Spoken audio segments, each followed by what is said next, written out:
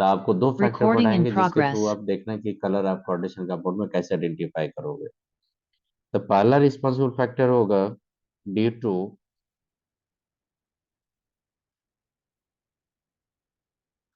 D D transition.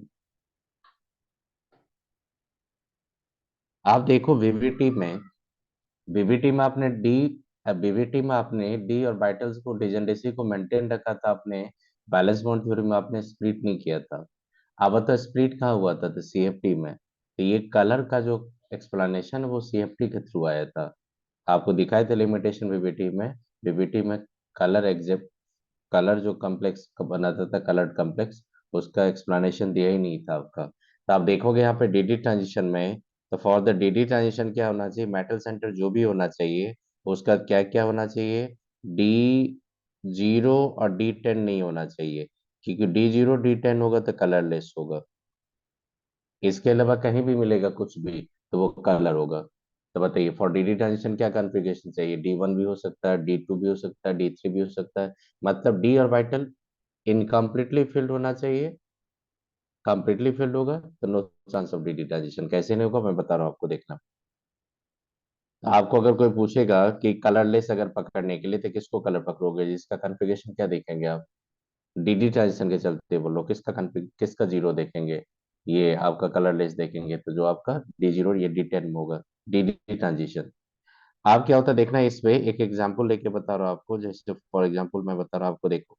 अगर आपने क्या किया कि डी अगर रखे metal centre with central metal atom with incompletely filled d orbitals can exhibit color।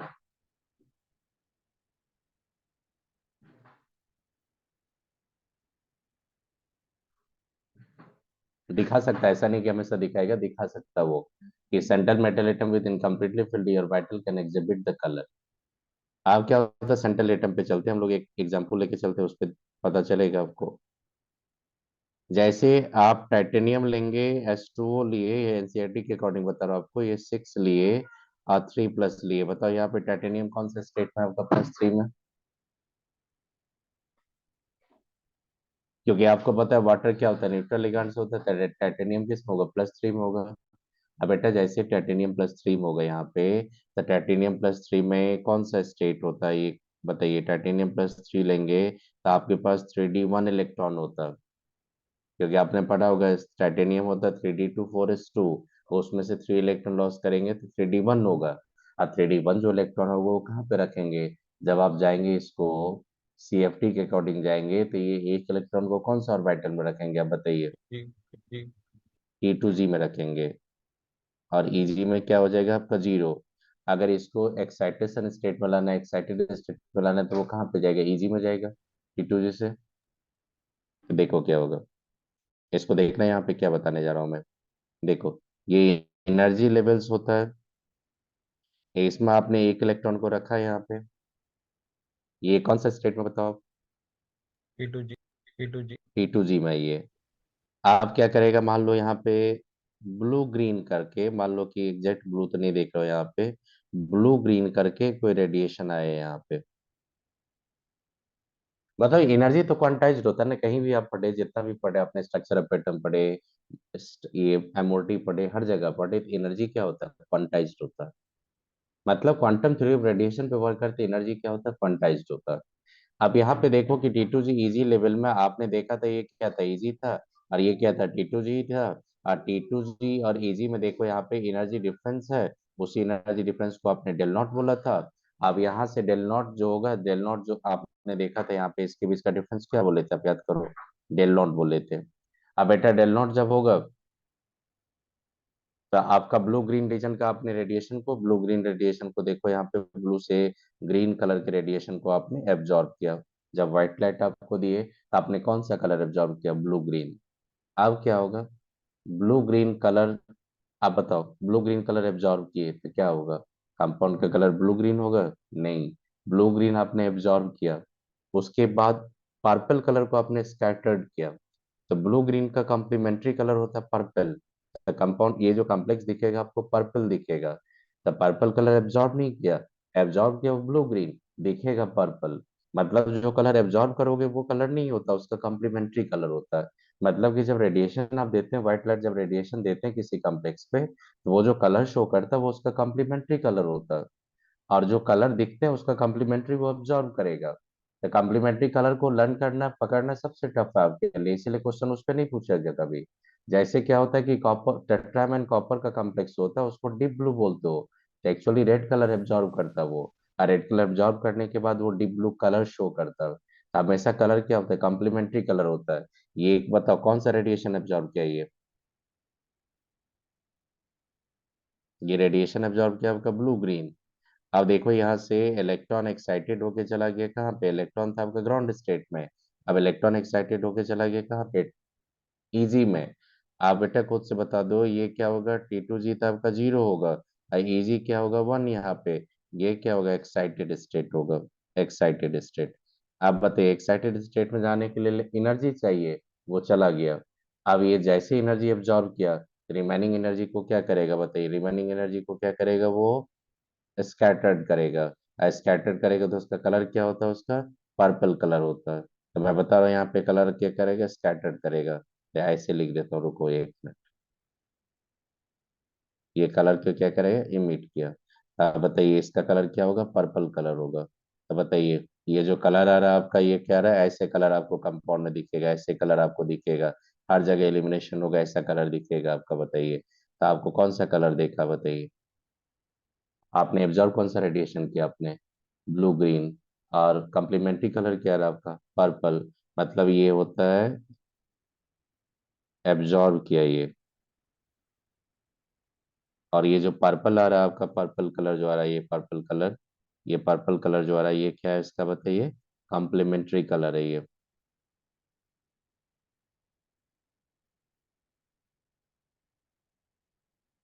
तो बताओ यहाँ पे क्या दिखा रहा हो, आप डी ट्रांजिशन दिखा रहे हो कि नहीं यार।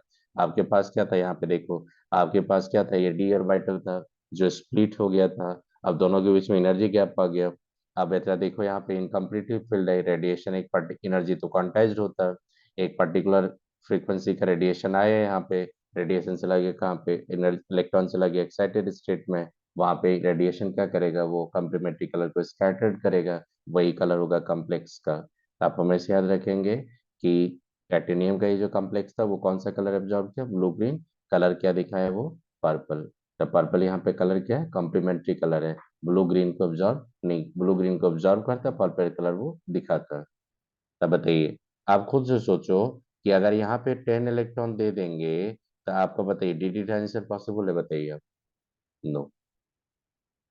अगर आप खुद से सोचो कि 10 इलेक्ट्रॉन देंगे तो डिस्क्रिटाइजेशन नहीं होगा। अगर आप क्या करेंगे यहाँ पे, अगर मान लो यहाँ भी इलेक्ट्रॉन हटा देंगे, आप क्या करेंगे, टाइटेनियम 4+ कर देंगे, तो टाइटेनियम 4+ तो 3D जीरो होगा। तो बताइए टाइटेनियम 4+ का कॉम्प्लेक्स क्या होगा, कलरलेस या कलर्ड होगा, कलर। कलरलेस। ये आई बात समझो डिस्क्रिटाइजेशन का रीजन। अब देखो और एक चीज बता रहा हूँ आपको। जैसे आपके क्या होता है कि जैसे टेट्रामाइन का कॉम्प्लेक्स होता है, टेट्रामाइन का कॉम्प्लेक्स, बेटा ये जो +2 का कॉम्प्लेक्स होता है टेट्रामाइन का, इसका कलर कौन एब्जॉर्ब करता है पता है आपको, कलर एब्जॉर्ब, ये एब्जॉर्ब कौन करता है देखो, ये एब्जॉर्ब करता है आपका रेड। इसका कॉम्प्लीमेंट्री कलर जो होता है,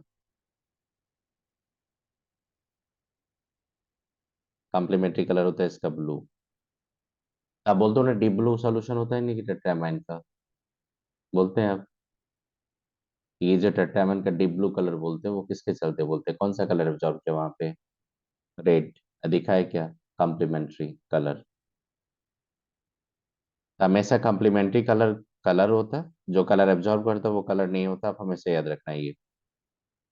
तो डी ट्रांजिशन के लिए क्या चाहिए आपका, डी ऑर्बिटल इनकम्प्लीटली फिल्ड चाहिए। आप खुद से सोचो, अगर मैंने यहाँ पे टाइटेनियम H2O 4+ ये 6 लिया मैंने, और यहाँ पे 4+ लेके गए, बताइए ये डी जीरो है तो क्या हो जाएगा बेटा, कलरलेस या कलर, कलरलेस। आप देखो यहाँ पे Cu Cu2Cl2 है। यहाँ पे कॉपर कौन सा स्टेट में, +1। +1 स्टेट में क्या होता है, 3d10। बेटा बताओ कलरलेस होगा कि कलर होगा ये? कलरलेस। देखो यहाँ पे कॉपर का +1, और कॉपर +1 में क्या होता है, 3d10, क्या होगा, कलरलेस होगा। आई बात समझ में? तो आपको कहीं भी D0 D10 का मिलेगा तो क्या बोलेंगे, कलरलेस बोलेंगे, D2 D ट्रांजिशन। लेकिन बहुत सारे कंपाउंड होते हैं इसमें D0 D10 होते हुए भी कलर होता है, उसके लिए रिस्पॉन्सिबल होता है दूसरा फैक्टर। डी ट्रांजिशन से कलर नहीं आएगा वहां पे। अब देखो क्या होता है यहाँ पे, एक एनसीईआरटी का रेफरेंस लेके मैं बताता हूँ, एक चीज दिखाता हूँ, देखो यहाँ पे। ये एनसीईआरटी का जो टॉपिक है ये थोड़ा देखना पड़ेगा आपको, क्योंकि इससे क्वेश्चन आईआईटी का जेईई एडवांस में क्वेश्चन पूछा हुआ है एग्जैक्ट इसी टेबल से। और जेईई मेन में भी क्वेश्चन दिया हुआ है, तो आपको ये क्या देखना है सुनो, मैं बता रहा हूँ। ये जो कंपाउंड है आपका, यहाँ पे एक मिनट रुको। ये सब कॉम्प्लेक्स कंपाउंड बता दिए थे, ये क्रिस्टल थ्योरी बता दिया आपको, कलर का ये मैं एक टेबल ले रहा हूँ, देखना।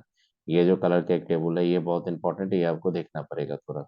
क्योंकि जेई मेन का कोई भरोसा नहीं, टेबल एग्जैक्ट टेबल उठा के क्वेश्चन डाल देता है ये कलर का टेबल आपको थोड़ा देखना पड़ेगा। देखो मैं बता देता हूँ कैसे लर्न करोगे इसको। देख, देखो इसमें सबसे पहले देखो कोऑर्डिनेशन इंटेंसिटी दिया आपका और यहाँ पे वेवलेंथ ऑफ लाइट एब्जॉर्ब दिया है, यहाँ पे colour of the light absorb बोल रहा है यहाँ पे। और colour of the coordination intensity जो उसका कॉम्प्लीमेंट्री कलर होता है। तो देखो यहाँ पे क्लियरली बोल दिया है यहाँ पे कि अगर आपके पास देखो ये टाइटेनियम कौन सा स्टेट में, +3, दैट इज द 3d10 है। तो देखो बोल रहा है कि ब्लू ग्रीन एब्जॉर्ब करेगा, वायलेट कलर या पर्पल कलर देता है, वो पर्पल कलर वायलेट कलर के करीब आता है ये। फिर बोल रहा है ये देखो यहाँ पे एक टेट्रामैन कॉम्प्लेक्स दिया होगा ये कॉपर का, नहीं दिया। देखो कॉपर का हेक्सा, ये टेट्रा कॉम्प्लेक्स से दिया किसका, टेट्रा एक्वा का दिया यहाँ पे। देखो रेड एब्जॉर्ब करता है ये, और क्या देता है ये, ब्लू कलर देता है कॉम्प्लीमेंट्री। फिर देखो यहाँ पे कोबाल्ट का हेक्सासाइनाइड कॉम्प्लेक्स लिए, ये अल्ट्रा वायलेट रीजन का रेट लिखता है, not in visible region, absorb करता है अल्ट्रा वायलेट में, लेकिन कलर देता है यहाँ पे पेल येलो। आई बात समझ में? फिर देखना कोबाल्ट का बहुत सारा कॉम्प्लेक्स पे यहाँ पे वर्क करवाया होगा, तो ये सब कोबाल्ट का थोड़ा कॉम्प्लेक्स का याद रखना, थोड़ा कलर देखना क्या क्या होता है। क्योंकि नीट जेई मेन में के लिए, जेई मेन के लिए बता रहा हूँ, जेई मेन के लिए बहुत इंपॉर्टेंट है ये। नीट का तो इनऑर्गेनिक बहुत छोटा रह गया, उसमें भी पूछता है।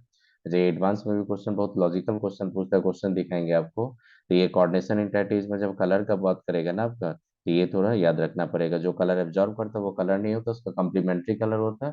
तो कॉम्प्लीमेंट्री कलर आप थोड़ा याद रखना। येलो का कॉम्प्लीमेंट्री कलर वायलेट होता है, ब्लू ग्रीन का कॉम्प्लीमेंट्री कलर रेड होता है, ब्लू का होता है येलो ऑरेंज, और अल्ट्रा वायलेट का होता है पेल येलो, रेड का कलर होता है ब्लू, और ब्लू ग्रीन का वायलेट। ये लड़का नाम के लिए टफ होगा, लेकिन आप इतना याद रखना कि डी ट्रांजिशन के लिए क्या होना होगा, D0 D10 आपका डी ट्रांजिशन में इन्वॉल्व नहीं होगा। डी अगर इनकम्प्लीटली फील्ड होगा तो वहां पे डी ट्रांजिशन पॉसिबल है, ये याद रखना। अब देखो अब क्या बताने जा रहा हूँ, देखना। अब बताइए, डेल नॉट का वैल्यू अगर ज्यादा होगा तो इलेक्ट्रॉन को ट्रांजिशन के लिए क्या चाहिए, मोर इनर्जेटिक फोटोन या less energetic photon?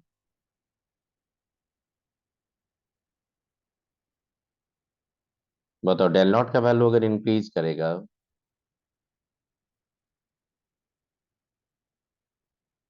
Wavelength of light absorb for D transition क्या हो जाएगा, उसका डिक्रीज होगा कि इंक्रीज होगा?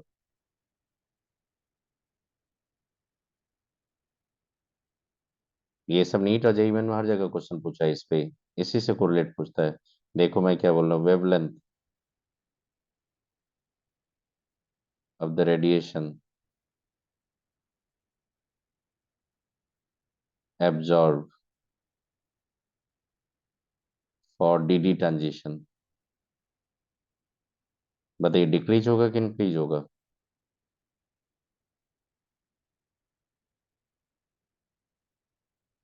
जैसे डेल नॉट का वैल्यू इंक्रीज होगा तो wavelength of radiation for D transition क्या हो जाएगा आपका, डिक्रीज हो जाएगा, याद रखिएगा।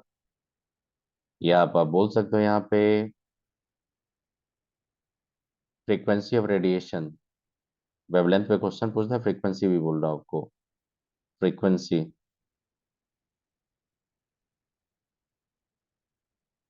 ऑफ द रेडिएशन एब्जॉर्ब,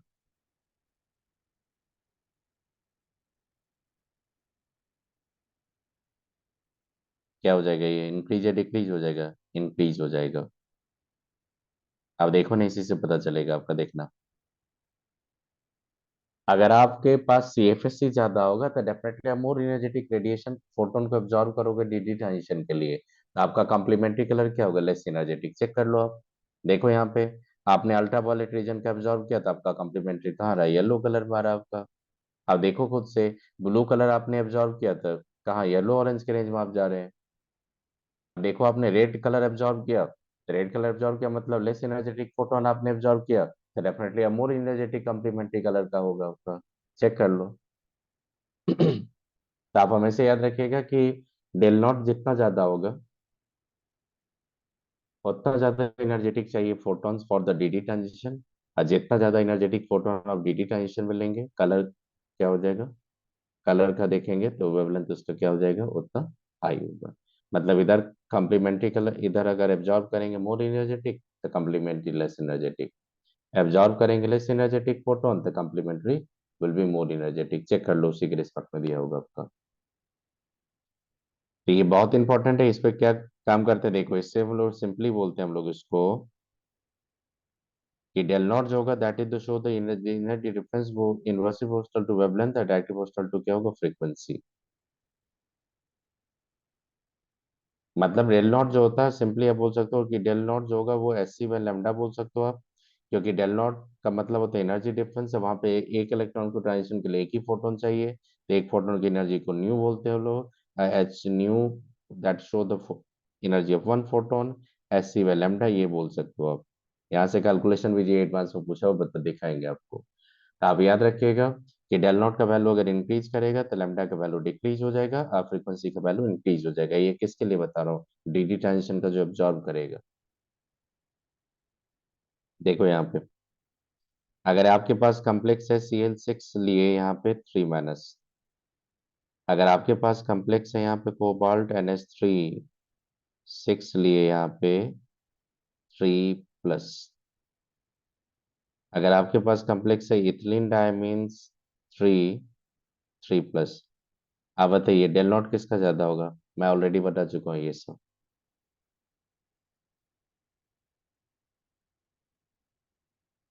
बताओ डेल नॉट किसका ज्यादा होगा? डेल नॉट सबसे ज्यादा होगा इसमें 3 का, उसका दो होगा 2 का, उसका दो होगा 1 का। ये मैंने स्ट्रेंथ ऑफ लिगैंड के बेसिस पे बता दिया था, याद करो। मैंने बोला था मेटल सेंटर अगर सेम होगा तो नेचर ऑफ लिगैंड पे चले जाना, नेचर ऑफ लिगैंड पे अब डेल नॉट का कंपेरिजन करते हैं। तो और अभी ये सब नहीं दोगे ना तो जेई एडवांस में तो ऐसे ही बोल हो जाएंगे आप लोग, बहुत क्वेश्चन पूछते हैं इस वर्ड से। देखो ये डेल नॉट का वैल्यू पे डिपेंड करता है किसका? इस पे। अब देखो इसी पे जाएंगे हम लोग, वेवलेंथ ऑफ लाइट एब्जॉर्ब पे जाएंगे।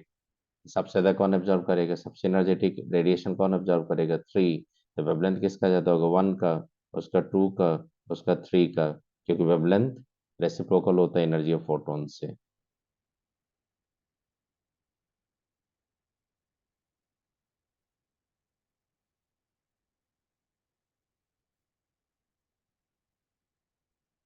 वेवलेंथ ऑफ रेडिएशन एब्जॉर्ब,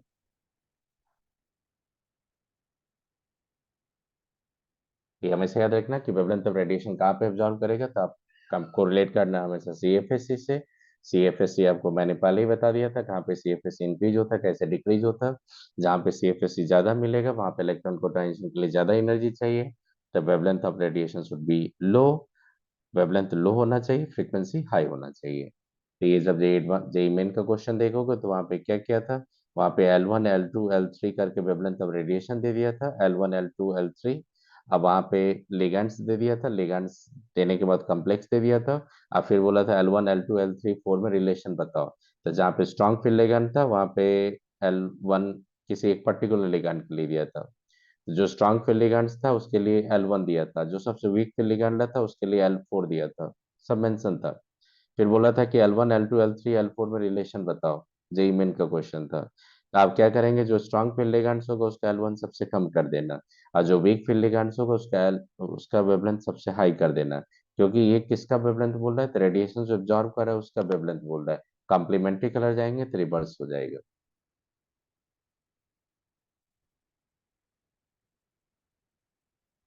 कर लेंगे डी ट्रांजिशन। तो देखो यहाँ पे थोड़ा लर्न करना पड़ेगा आपको। और एक होता है इसमें, देखना है, देखो इसको उतना इफेक्टिवली तो नहीं काम करते, क्योंकि इस पे ज्यादा वर्क नहीं करते। एनसीईआरटी जो दिया था वही बता रहा हूँ, एनसीईआरटी, क्योंकि इस पे ज्यादा इफेक्टिवनेस नहीं है। देखो आप लिखते हो ना विग,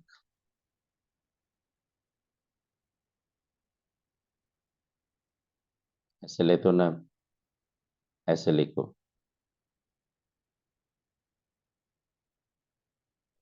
ग्योर, लिख तो ना आप। देखो आप यहाँ पे इंडिगो वालेट एक साथ लेके चलते हैं हम लोग, वालेट इंडिगो। इधर आप लेंगे blue, green, yellow, orange, red. थोड़ा हेल्प करेगा, ज्यादा हेल्प नहीं करता। इसका एक कलर साइकिल होता है, आर्टिस्ट साइकिल होता है, जो नेक्स्ट क्लास में आपको एक चीज बता दूंगा। आर्टिस्ट साइकिल, क्योंकि वो टफ होता है, वो ऑफलाइन में बताने में बेहतर होगा। कि देखो ये अप्रोक्सीमेटली मैच करेगा कि रेड एब्जॉर्ब करता है तो ब्लू ग्रीन के रीजन में आता है, ये पकड़ लोगे कम से कम। ऑरेंज एब्जॉर्ब करेगा तो ब्लू या ग्रीन के रीजन में, वायलेट रीजन में चले जाना आप। ये जैसे ब्लू ऑब्जर्व करते थे, देखो रेड ऑरेंज के रीजन में चले जाते हैं हम लोग। तो इसको यहाँ से पकड़ोगे ना तो बेटर होगा, क्योंकि आप एक साइड पकड़ो तो दूसरा कम्प्लीमेंट्री उसका कलर आ जाएगा। जैसे आप देखो यहाँ पे, जैसे आप देखना यहाँ पे रेड ऑब्जर्व करते तब ब्लू में जाते थे, देखो यहाँ पे रेड ऑब्जर्व करेंगे तब ब्लू के ग्रीन के करीब जाएंगे, तो ये थोड़ा पकड़ लोगे आप। अप्रोक्सीमेशन, एग्जैक्ट इससे नहीं आता। कलर साइकिल बोलते हैं इसको, एनसीईआरटी यही दिया था। तो आप समझ में आई ये, तो ये याद रखना थोड़ा। और सबसे बेस्ट काम करना है आप लोग इस पे, डेल नोट पे। डेल नोट का अगर रिलेशन पता होगा तो पकड़ लोगे आप। देखो ये जो कलर था आपका किससे था, डीडी ट्रांजिशन से। अगर कलर कलरलेस पूछेगा तो पकड़ लोगे आप। देखना यहाँ पे, जैसे दूसरा रीजन होगा, और एक बताता हूँ। जैसे निकेल Cl4 2 लेंगे, प्लेडियम Cl4 2 लेंगे, अब प्लेटिनम Cl4 2 लेंगे, तो आपने देखा होगा इसमें डेल नॉट। तो इसमें डेल नॉट सबसे ज्यादा किसका होता है, तो सबसे ज्यादा डेल नॉट होता है इसमें, किसका होगा डेल नॉट सबसे ज्यादा इसमें, 3 का। क्योंकि टॉप टू बॉटम आने से क्या होता है, आपका जेड इफेक्टिव बढ़ता है। और जेड इफेक्टिव बढ़ने से आपका क्या होता है, डेल नॉट का वैल्यू इंक्रीज होता है, वो बता दिए थे। ऐसे ही रिलेशन देखिए, सिंपल सिंपल क्वेश्चन पूछ, ऐसा नहीं कि बहुत टफ क्वेश्चन पूछता, रिलेशन पता होना चाहिए। तो 2 हो जाएगा, ये 1 हो जाएगा। आप बता दो वेवलेंथ ऑफ रेडिएशन यूज जो करेंगे, आप देखेंगे तो सबसे ज्यादा वेवलेंथ किसका होगा, 1 का। उसका 2 होगा 2, उसका 3। ये सब याद रखना। फ्रीक्वेंसी अगर बोलेगा तो सबसे ज्यादा होगा 3 का, उसका 2, उसका 1। रिवर्स कर देंगे आप। ये सब वेवलेंथ ऑफ रेडिएशन एब्जॉर्ब का पूछ रहा हूँ, मैं बोल रहा हूँ कि ये सब कुछ कॉम्प्लेक्स था। मैंने बता दिया कि कैसे कैसे कलर होता है। कलर के लिए सबसे पहला रिस्पॉन्सिबिलिटी होता है डीडी ट्रांजिशन। डीडी ट्रांजिशन के लिए डी ऑर्बिटल क्या होना चाहिए, incompletely fill. D0 D10 configuration होगा तो नो डीडी ट्रांजिशन। ये टेबल जो होता है एनसीईआरटी का, ये टेबल थोड़ा याद रखना। ये टेबल, इसमें कुछ कुछ कॉम्प्लेक्स जो होता है, जो हाईलाइट कर दो तो बहुत इंपॉर्टेंट है, ये सब जनरली क्वेश्चन में डालता ही है। ये कॉम्प्लेक्स, ये सब कोबाल्ट हेक्सामाइन का जो दिया है आपका, वहां पे ब्लू तो येलो ऑरेंज, ये सब याद रखिएगा।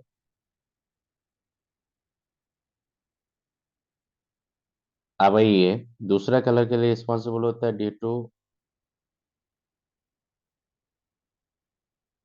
Charge transfer spectra.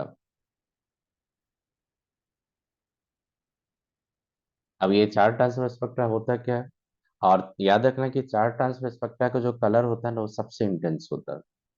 क्योंकि जितना भी आप कंपाउंड देखते हो डी ब्लॉक में, जितना भी कंपाउंड कोई भी कम्प्लेक्स देखते हो, आप बोलते हो उसका कलर होता है, वो सबसे ज्यादा इंटेंस कलर आता है चार्ट ट्रांसफर स्पेक्ट्रा का। इसका बहुत बड़ा थ्योरी है, इसमें लेपर्ड सिलेक्शन रूल का बहुत बड़ा थ्योरी है, स्पिन कोरिलेशन का बहुत बड़ा थ्योरी है, जो आपके लेवल की चीज नहीं है। आप सीधे याद रखो, D2 चार ट्रांसफर स्पेक्ट्रा पकड़ोगे कैसे, तो पकड़ने के लिए सबसे बेस्ट क्या होता है सुनिए। जैसे MnO4 माइनस, आप बताइए मैग्नीज कौन सा स्टेट है यहाँ पे, +7।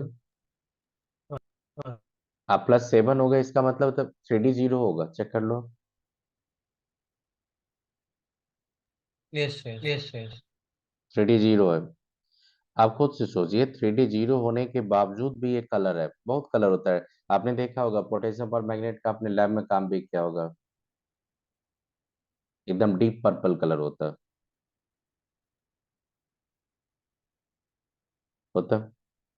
फिर आपने देखा होगा CrO4 2 माइनस का, याद करो, इसमें भी 3D0 होता। इसका कलर आपने येलो देखा होगा। फिर Cr2O7 2 माइनस देखा होगा आपने, इसमें भी 3D0 है, इसका कलर आपने देखा होगा, ऑरेंज कलर होता। फिर देखो, आपने क्यूप्रस ऑक्साइड देखा होगा, क्यूप्रस सल्फाइड देखा होगा, क्यूप्रस है ऑक्स, यहाँ पे देखो कि कॉपर +1 में 3D10 है, फिर भी कलर होता है ये, ब्रिक रेड कलर होता है। आपने देखा होता, आपने पढ़ा था, याद करो क्या पढ़ा था, फेलिंग सॉल्यूशन टेस्ट में आपने देखा था कि ब्रिक ऑक्साइड का D10 है, लेकिन क्या है यहाँ पे, ब्रिक रेड कलर है आपका।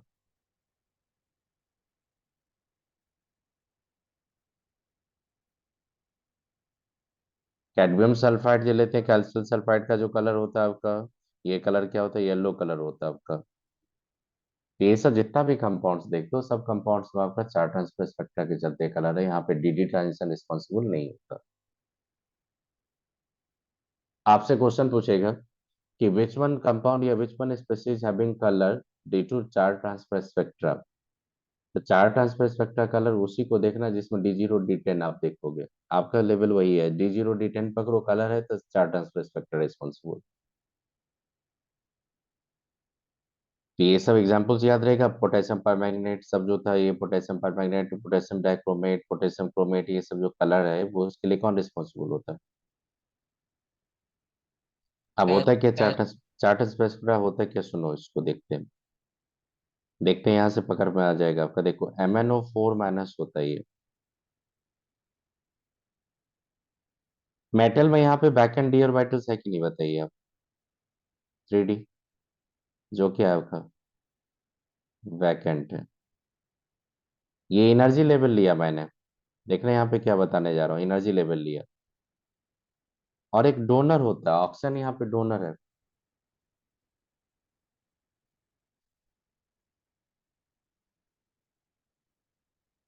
ऑक्सीजन का डोनर है ये ऑर्बिटल लिगैंड,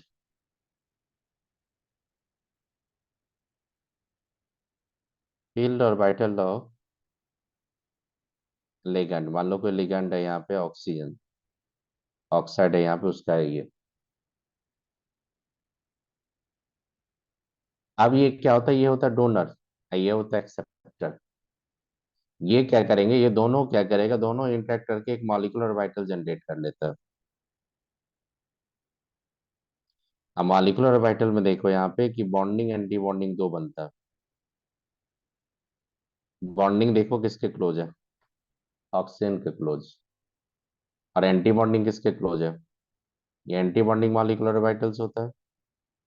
ये होता है बॉन्डिंग मॉलिक्यूलर ऑर्बिटल्स, किसके क्लोज है बता दो।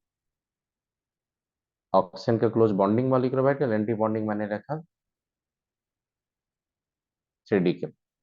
अब यहाँ पे आपको रेडिएशन देंगे, आप रेडिएशन मान लो दिए, जैसे रेडिएशन देंगे तो क्या होगा, देखो जैसे रेडिएशन देंगे यहाँ से, तो इलेक्ट्रॉन का एक्साइटेशन होगा, electron get excited to the higher energy level to lower energy level to higher energy level.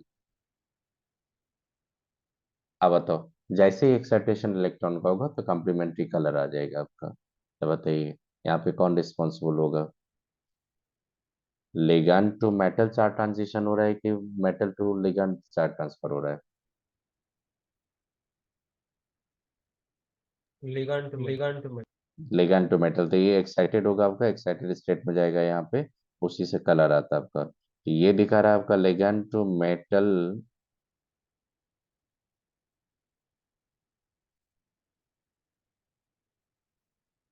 Charge transfer spectra बोलते हैं इसको, ligand to metal charge, LMCT बोला जाता है, चार्ज ट्रांजिशन।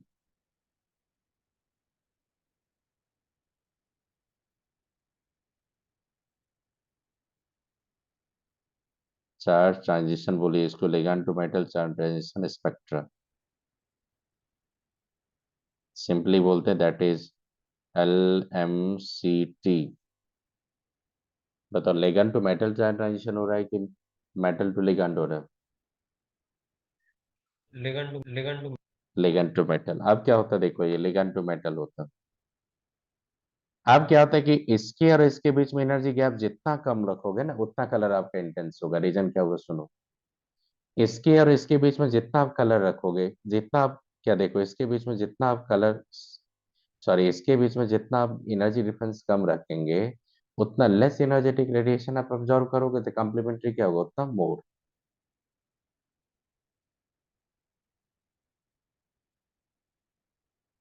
आप बताइए top to left to right से ज्यादा इफेक्टिव क्या होता? लेफ्ट टू राइट जाते हैं तो ज्यादा इफेक्टिव क्या होता है, 3D सीरीज में बताएंगे। लेफ्ट टू राइट जाने पे ज्यादा इफेक्टिव इंक्रीज होता है। तो लेफ्ट टू राइट अगर ज्यादा इफेक्टिव इंक्रीज हो जाएगा, तो 3D और वाइटल का साइज भी क्या हो जाएगा, 3D और वाइटल का साइज एनर्जी क्या होगा, नीचे चला जाएगा। देखो मैं यस बता रहा हूँ आपको, देखो आपको एक सिंपल थ्योरी बता रहा हूँ, देखना।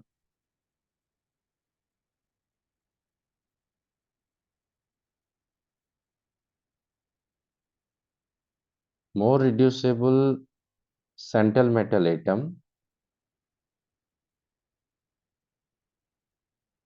मोर intense colour, more intense colour, D2 LMCT। एक एग्जांपल लेके देखो, समझ में आ जाएगा, एनसीईआरटी में दिया है ये, देखो। देखो ये CrO4 2 माइनस होता है, ये आपका MnO4 माइनस होता है। ये यहाँ पे एक ले लें, यहाँ पे वेनाडियम होता है उसके नीचे, उसके आगे देखो वेनाडियम लिया मैंने, यहाँ पे 4 लिया, 3 माइनस लिया, वेंडेट बोलते हैं आपको। आप एक काम करो, जितना भी समय D0 है कि नहीं चेक कर दो,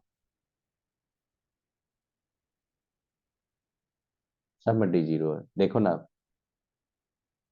आप देखेंगे इसका कलर जो होता है, इसका कलर होता है व्हाइट, कलरलेस है वो। इसका कलर होता है येलो, इसका होता है डीप पर्पल। बताओ सबसे इंटेंस कलर किसका है इसमें? मैंगनेट है। तो देखो लेफ्ट टू राइट जाने से जेड इफेक्टिव क्या होता है?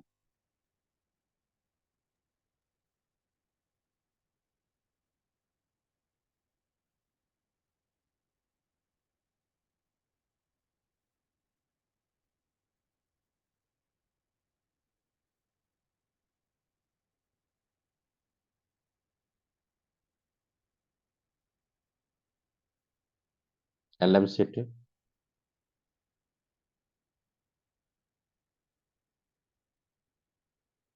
फॉर Mn7+ में ले लो, तो Mn7 ले लो यहाँ पे।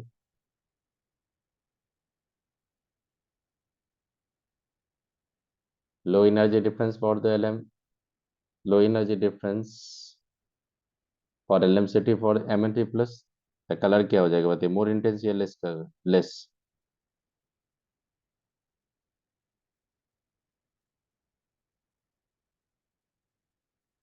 मोर इंटेंस कलर।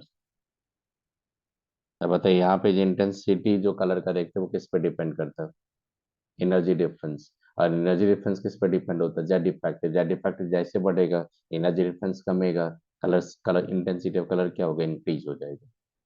आई बात समझ में? तो अर्लियर मेंबर देखेंगे तो सब कलरलेस मिलता है आपका D0 में, लेकिन इधर जाएंगे तो D0 में आप देखेंगे बहुत इंटेंस कलर आता है। जैसे लेफ्ट टू राइट जाएंगे तो इंटेंस कलर आने का रीजन होता है वो जो गैप होता है, लिगैंड टू मेटल ट्रांजिशन का जो गैप होता है, वो गैप आपका रिड्यूस हो जाता है। आपको अगर पूछेगा कि बैंडेड कलरलेस होता है। क्रोमेट क्रोमेट और मैग्नेट क्या होता है, कलर होता है। तो उसके कौन रिस्पॉन्सिबल होगा, बता देंगे आप लोग? ये जो एनर्जी डिफरेंस होता है बहुत ज्यादा होता है वहां पे, और एनर्जी डिफरेंस ज्यादा होने के चलते कॉम्प्लीमेंट्री कलर क्या लेस एनर्जेटिक। और ये एनर्जी डिफरेंस ऐसे कम करोगे तो कॉम्प्लीमेंट्री कलर क्या होगा, मोर एनर्जेटिक। क्योंकि जो कलर रेडिएशन आप एब्जॉर्व करोगे ना, जैसे मान लो यहाँ पे मान लो कि मैंने न्यू फ्रीक्वेंसी का यहाँ पे एब्जॉर्व किया, तो ये जो रेडिएशन आप देंगे यहाँ से, जो आपका स्कैटर्ड होगा, जो कलर आपको मिलेगा यहाँ से, जो कलर मिलेगा वो आपका न्यू 1 2 मिलेगा। यहाँ पे न्यू 1 न्यू 2 क्या होगा, इक्वल होगा, नो, कॉम्प्लीमेंट्री कलर आपका। आई बात समझ में? वो तो अक्षर कर लोगे ये सब कलर। अगर बोलेगा आपसे नीट के एग्जाम में भी पूछा हुआ क्वेश्चन कि अगर पूछेगा ये सब कलर क्यों होता है, तो उसके लिए कौन रिस्पॉन्सिबल होगा, डीडी ट्रांजिशन या charge transfer spectra? Trans transition. Charge transfer spectra. अब देखो एक और बताते हैं आपको, एक चीज क्या बताते हैं, सुनो। ये जो होता है आपका एक कंपाउंड होता है Fe4 FeCN6 थ्राइस। इसका कलर क्या होता है, प्रूसियन ब्लू। फेरीफेरोसाइनाइड है ये।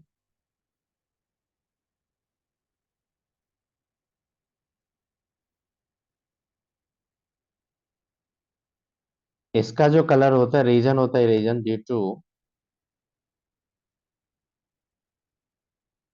आयरन 2 से आयरन 3 में हमेशा चार ट्रांजिशन।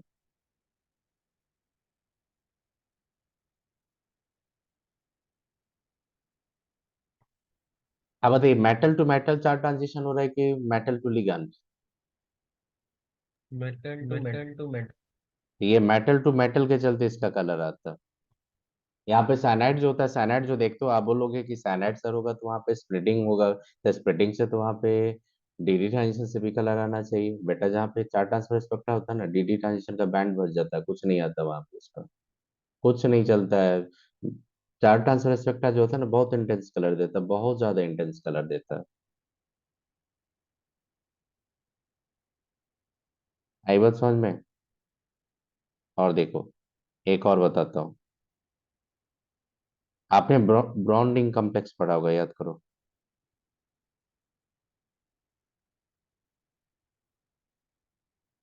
एनोसल्फेट। ब्रॉन्डिंग कॉम्प्लेक्स होता है, ब्राउन कलर होता है इसका, ब्रॉन्डिंग कॉम्प्लेक्स का क्यों होता है पता है आपको?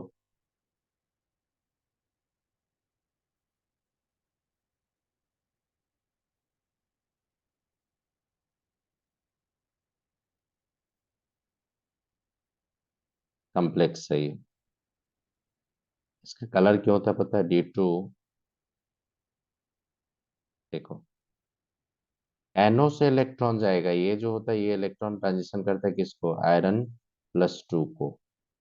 अब बता दो, ये जैसे इलेक्ट्रॉन ये ट्रांसफर करेगा, ये इलेक्ट्रॉन इसको ट्रांसफर करेगा। इलेक्ट्रॉन ट्रांजिशन करने के बाद ये कन्वर्ट हो जाएगा आपका NO+ में, और आयरन रिड्यूस होगा +1 में। तो बताइए क्या दिखा रहे हैं आप, लेगेंड से मेटल ट्रांजिशन या metal to ligand? Ligand to metal. ये होता है LMCT। तो इसके चलते रिस्पॉन्सिबल होता है ये कलर। आयरन होता है ऑलरेडी +2 में, उसको रिड्यूस कर देता है कौन, NO। NO रिड्यूस करने के बाद ये चला जाता है कहाँ पे, Fe+1 में। और ये कलर जो होता है उसी ट्रांजिशन के चलते आता है। कर लेंगे। आप बताओ। तो आपने डीडी ट्रांजिशन देखा, आपने चार ट्रांसफर स्पेक्ट्रा देखा।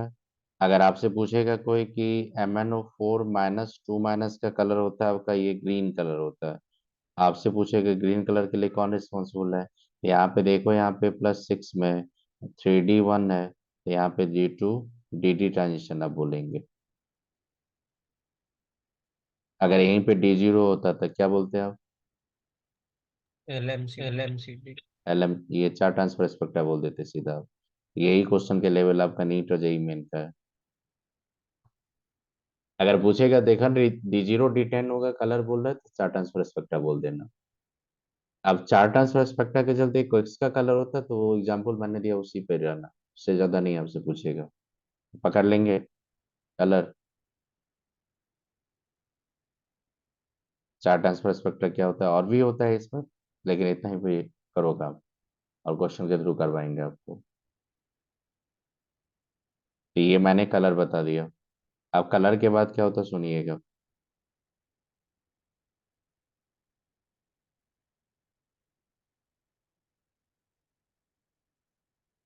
Organometallic compounds.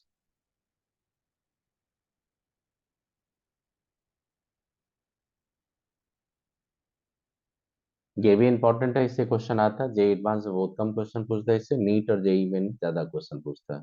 जे एडवांस में इसका कम क्वेश्चन रहता है इस पार्ट से, ऑर्गेनोमेटेलिक से।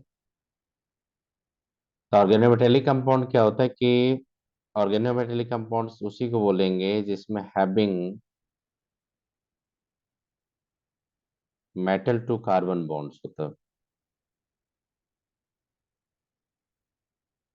अब सारा बॉन्ड मेटल टू कार्बन होना चाहिए, कोई एक बॉन्ड होना चाहिए, उससे कोई मतलब नहीं। जिसमें मेटल टू कार्बन बॉन्ड होगा उसको क्या बोलेंगे आप?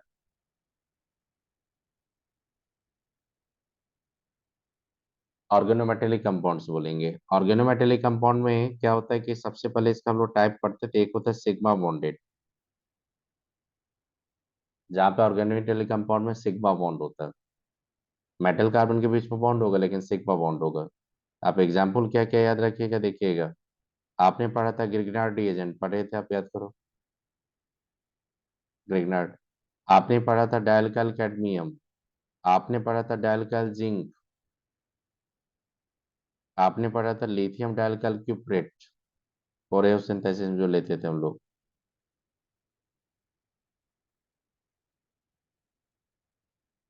आपने पढ़ा था ये टेट्रामेथाइल टीन, हो सकता है ये CH3 4SN कर देते हैं हम लोग। ये सब जितना भी ऑर्गेनोमेटेलिक कंपाउंड्स है इसमें मेटल और कार्बन के बीच में कौन सा बॉन्ड है? Sigma sigma. अगर मान लो डाइमेथाइल, जैसे आपने देखा होगा यहाँ पे कि अगर मैं आपसे पूछूंगा कि टीन होता है तो टीन पे क्या होता है, ये मेथाइल होगा, ये क्या होगा, मेथाइल होगा, ये क्या होगा, मेथाइल होगा, ये क्या होगा, मेथाइल होगा। बेटा मेथाइल क्या बोलते हैं आप, CH4 बोलते हैं कि CH3 बोलते हैं कि नहीं आप? यहाँ पे CH3 है। बताओ मेटल के बीच में, इसके बीच में कौन सा बॉन्ड है? यहाँ पे मेटल कार्बन का बॉन्ड है कि नहीं है? तो इसको क्या बोलेंगे? सिग्मा बॉन्ड है कि आयनिक बॉन्ड है? Sigma sigma. सिग्मा बॉन्डेड है, जैसे सिग्मा बॉन्डेड बोलते हैं। ये नीट का क्वेश्चन 2018 या 19 का क्वेश्चन देखेगा, उसमें पूछा था सिग्मा बॉन्डेड कौन है, तो एक सिंपल एग्जांपल दे दिया था वहाँ पे, ग्रिग्नार्ड। तो ग्रिग्नार्ड एल्काइल लिथियम जो लेते हैं हम लोग, एल्काइल लिथियम जो लेते हैं हम लोग, एल्काइल लिथियम, वो भी होता है सिग्मा कम बॉन्डेड। सिग्मा बॉन्डेड ऑर्गेमेटली कंपाउंड्स आपको पता है।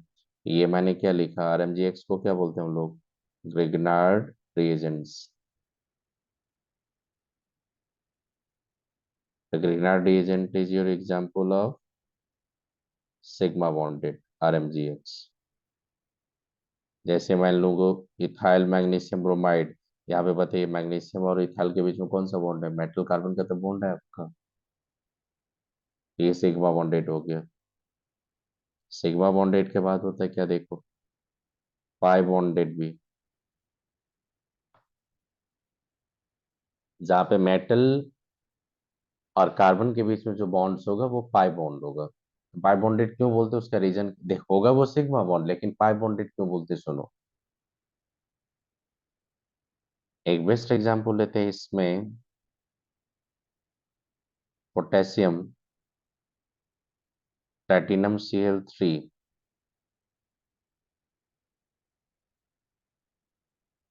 यहाँ पे मैंने ईटा 2 लिया, C2H4, इसको जिस साल्ट बोलते हैं हम लोग।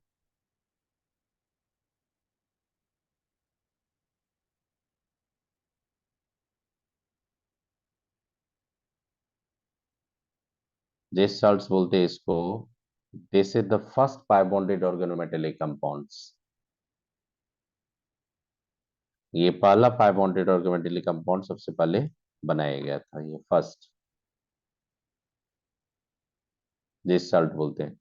अब इसमें देखो क्या होता है, ऑर्गेनोमेटेलिक कंपाउंड को बोलते हैं इसमें। देखो सबसे पहले देखना है क्या होता है ये। बताओ ये सी एस टू क्या था ये, पाई बॉन्ड, पाई एसिड लेके आना था, पाई बॉन्डेड था कि नहीं, याद करो। हाँ हाँ। आप देखो ये जो पाई बॉन्ड है वो कितना कार्बन के बीच में है? दो कार्बन।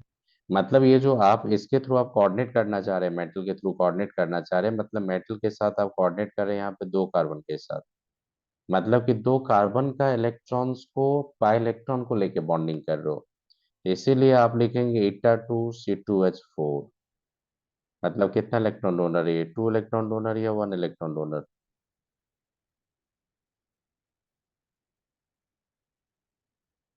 क्या डोनर है बताइए, टू इलेक्ट्रॉन डोनर या वन इलेक्ट्रॉन डोनर? पूरे पूरे।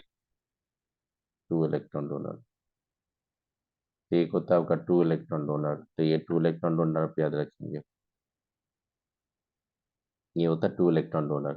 तो ये जो होता है हेप्टासिटी दिखाया जाता है, ये ईटा जो दिखा था ना, इसको हम लोग सिंबल बोलते हैं ईटा। ये ईटा ये दिखाता है हेप्टासिटी। हेप्टासिटी का मतलब होता है कि ligands, by donor ligands coordinate with by using how many electrons. अगर आप एक ही कार्बन का पाई इलेक्ट्रॉन लेके जाएंगे तो आप ईटा 1 लिखेंगे, अगर दो कार्बन का पाई इलेक्ट्रॉन लेके जाएंगे तो Eta 2 लिखेंगे। अगर आपने पाई इलेक्ट्रॉन सी को रेजोनेंस तो आप ले रहे हो, अगर एक कार्बन का पाई इलेक्ट्रॉन को लेके जाएंगे तो Eta 1, दो कार्बन का पाई इलेक्ट्रॉन लेके जाएंगे तो Eta 2, सिक्स कार्बन का पाई इलेक्ट्रॉन लेके जाएंगे तो क्या लिखेंगे, आप खुद से सोचो। Eta 6। देखो Eta जैसे एक 6। एग्जांपल देखिए मैं बता रहा हूँ आपको, देखो ये साइक्लोपेंटाडाइइनाइल कार्बन आयंस होता है। आप बताइए इसमें कितना पाई इलेक्ट्रॉन्स है? 6। इसको हम लोग बोलते हैं शॉर्ट में Cp। अब देखो इसमें क्या होता है, ये अगर मान लो कि साइक्लोपेंटाडाइनाइल कार्बन आयन यहाँ पे इसके थ्रू किसी मेटल के थ्रू कोऑर्डिनेट कर रही है, बेटा बताओ कितना इलेक्ट्रॉन डोनेट कर रहा है, टू इलेक्ट्रॉन डोनर है कि नहीं है? ईटा क्या लिखेंगे, 1 Cp। अगर मान लो Eta 1 क्यों क्यों लिख नॉट, रहे हैं, two electron Etah donor? Etah to one electron क्यों लिख डोनर। रहे हैं, क्योंकि एक ही कार्बन के थ्रू दे रहे हैं ना आप इलेक्ट्रॉन को, यहाँ से दिए सिर्फ अच्छा आप। अच्छा अच्छा अच्छा अच्छा अच्छा अच्छा। अब सुनिए एक और सुनिएगा, देखिएगा। अगर मान लीजिए कि आपने यहाँ पे डिलोकलाइज पाई इलेक्ट्रॉन्स है कि नहीं, बताइए आप लोग। एरोमेटिक है कि नहीं है, बताइए आप लोग खुद से। एरोमेटिक है ये, एरोमेटिक कंपाउंड ये कार्बन आयन है। देखो यहाँ पे डिलोकलाइज पाई इलेक्ट्रॉन्स क्लोड्स है, और कौन सा चार्ज का डिलोकलाइजेशन हो रहा है, निगेटिव का। अब ये किसी मेटल के साथ कोऑर्डिनेट करेगा, ये इसके थ्रू किया, किसी एक पर्टिकुलर कार्बन के थ्रू नहीं किया वो। यहाँ पे ये 6 इलेक्ट्रॉन डोनर है, तो बेटा बताओ 6 इलेक्ट्रॉन डोनर होगा तो क्या हो जाएगा, ईटा कितना कार्बन के थ्रू दे रहा है वो, कितना कार्बन का इलेक्ट्रॉन लेके जा रहा है वो, क्या 5 कार्बन का। क्या? Eta 5 अगर Cp लिख दिए, इसका मतलब अब 6 इलेक्ट्रॉन डोनर है। Eta 1 अगर Cp लिखेंगे तो इसका मतलब कितना इलेक्ट्रॉन डोनर है आप, 1। बेंजीन में बताओ बेटा, बेंजीन में क्या होता है, डिलोकलाइज होता है तो पाई इलेक्ट्रॉन प्लॉट होता है कि नहीं, बेंजीन में एरोमेटिक बोलते हैं कि नहीं आप। देखो बेंजीन में ये पाई इलेक्ट्रॉन प्लॉट होता है। अब जब किसी मेटल सेंटर को आप कोऑर्डिनेट करेंगे by using the electron plot of 6 pi electrons, कितना इलेक्ट्रॉन डोनर है यहाँ पे 6 पाई इलेक्ट्रॉन या 1 पाई इलेक्ट्रॉन, 6 इलेक्ट्रॉन डोनर। अब बताइए 6 इलेक्ट्रॉन डोनर होगा और 6 एटम का आप इलेक्ट्रॉन को लेके जा रहे हो तो क्या होगा, Eta 6C6 लिखेंगे कि Eta 1C6 लिखेंगे?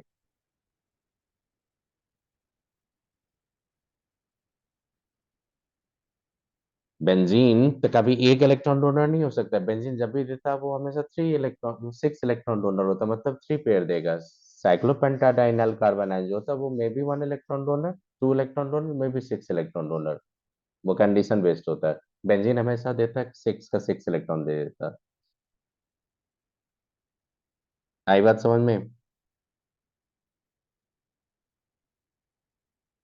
ये साइक्लोपेंटा डाइनाइल कार्बेनाइन होता है ये।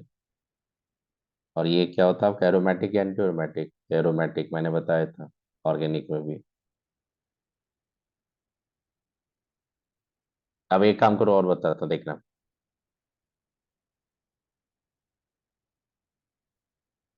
देखो ये CH2 डबल बॉन्ड, ये CH, और ये CH2 माइनस होता है।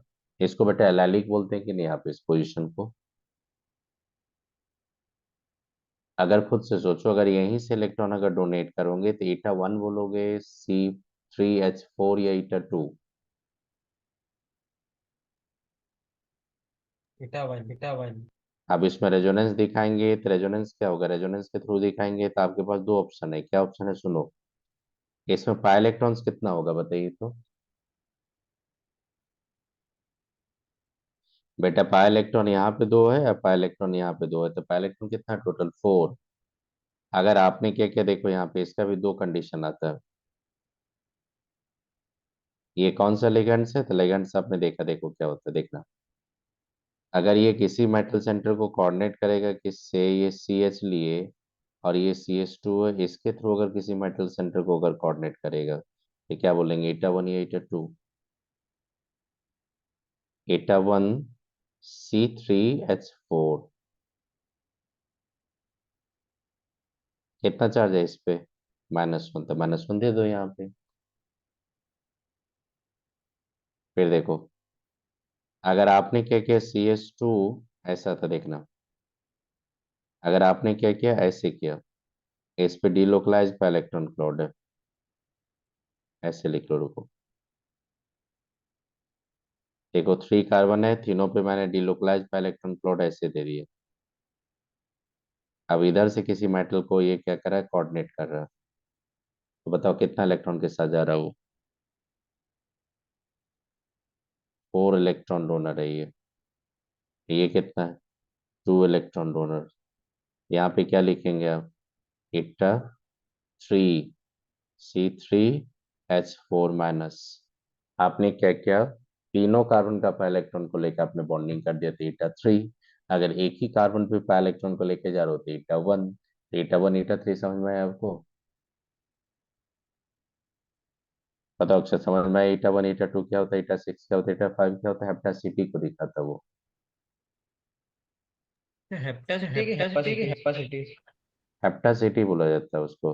ठीक है सर। रॉन्ग लिख दिए तो सही कर देता हूँ उसको। देखिए, हेप्टासिटी अब सही है। हेप्टासिटी दिखाता वो, क्या मतलब मतलब कितना कितना कार्बन कितना कार्बन थे। हाँ, ये हेप्टासिटी का मतलब होता है कि आप कितना कार्बन का पाई इलेक्ट्रॉन लेके बॉन्डिंग करने जा रहे हैं, उसी को बोलते हैं हेप्टासिटी। आई बात समझ में? हाँ। हाँ। इस पे ज्यादा वर्क करो, इस दोनों पे ज्यादा वर्क करो।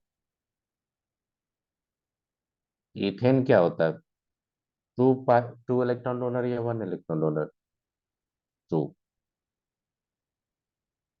तो देखो जिस साल जो लिए थे आपका पोटेशियम था यहाँ पे, प्लेटिनम सेंट्रल एटम था, Cl3 था यहाँ पे, ईटा 2 जो मैंने लिया C2H4। इसमें क्या होगा आपका, कैपेसिटी कितना है इसमें, टू। 2। टू। आपका बॉन्डिंग कैसे दिखाएंगे, देखो यहाँ पे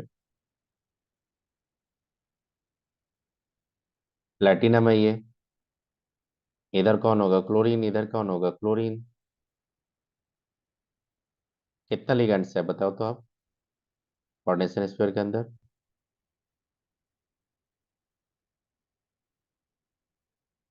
क्लोरीन। Hard ligand.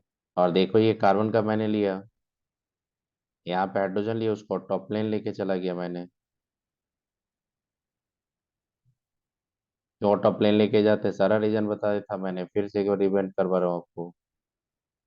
देखो, अब देखो ये यहाँ पे कौन सा चार्ज आएगा, माइनस आएगा, क्योंकि कोऑर्डिनेशन स्क्वायर पे पोटेशियम हटाओगे तो माइनस आएगा ऊपर। अब ये बताओ तो प्लैटिनम कौन सा +2 स्टेट में है कि नहीं? देखो ना, ये +2 में बेटा।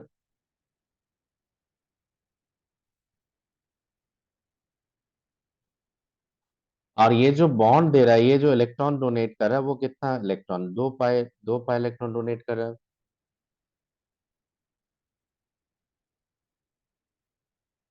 और ये जो डोनेट कर रहा है वो कौन सा इलेक्ट्रॉन डोनेट कर रहा है? कोऑर्डिनेट तो कर रहा है, सिग्मा बॉन्ड तो बना रहे हैं, लेकिन कौन सा इलेक्ट्रॉन दे रहा है? वो पाई इलेक्ट्रॉन दे रहा है कि लोन पेयर दे रहा है? Pi electron.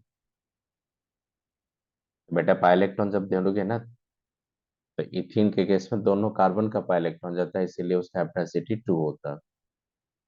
और पाई इलेक्ट्रॉन के साथ कोऑर्डिनेट करवाने जब जाएंगे ना पाई इलेक्ट्रॉन के साथ, तो देखिए प्लेटिनम है, प्लेटिनम के पास क्या होता है, एक backend D P orbital, backend sorry backend hybrid orbital होगा प्लेटिनम के पास। ये बैकेंड हाइब्रिड ऑर्बिटल्स है। और ये कार्बन जो होता है, कार्बन कार्बन के बीच में बॉन्ड होता है, उसके पास एक फील्ड ऑर्बिटल होगा। देखना यहाँ पे हाइड्रोजन, मैंने हाइड्रोजन ये रखा था, ये क्या होगा आपका फील्ड पाई मॉलिक्यूलर ऑर्बिटल्स है इसका। अब इसका फील्ड पाई मॉलिक्यूलर ऑर्बिटल होता है प्लेन के परपेंडिकुलर। आपने देखा होगा इथेन में कि कोप्लेनर होता है, पाई इलेक्ट्रॉन्स होता है प्लेन के परपेंडिकुलर, लेकिन उसी पाई इलेक्ट्रॉन के थ्रू आपको कोऑर्डिनेट करना है, तो फिर पाई इलेक्ट्रॉन को टर्न करना आपको प्लेन पे। तो जैसे पाई इलेक्ट्रॉन को टर्न करोगे प्लेन पे, तो मॉलिक्यूल चला जाएगा आउट ऑफ प्लेन। जाएगा कि नहीं बताइए?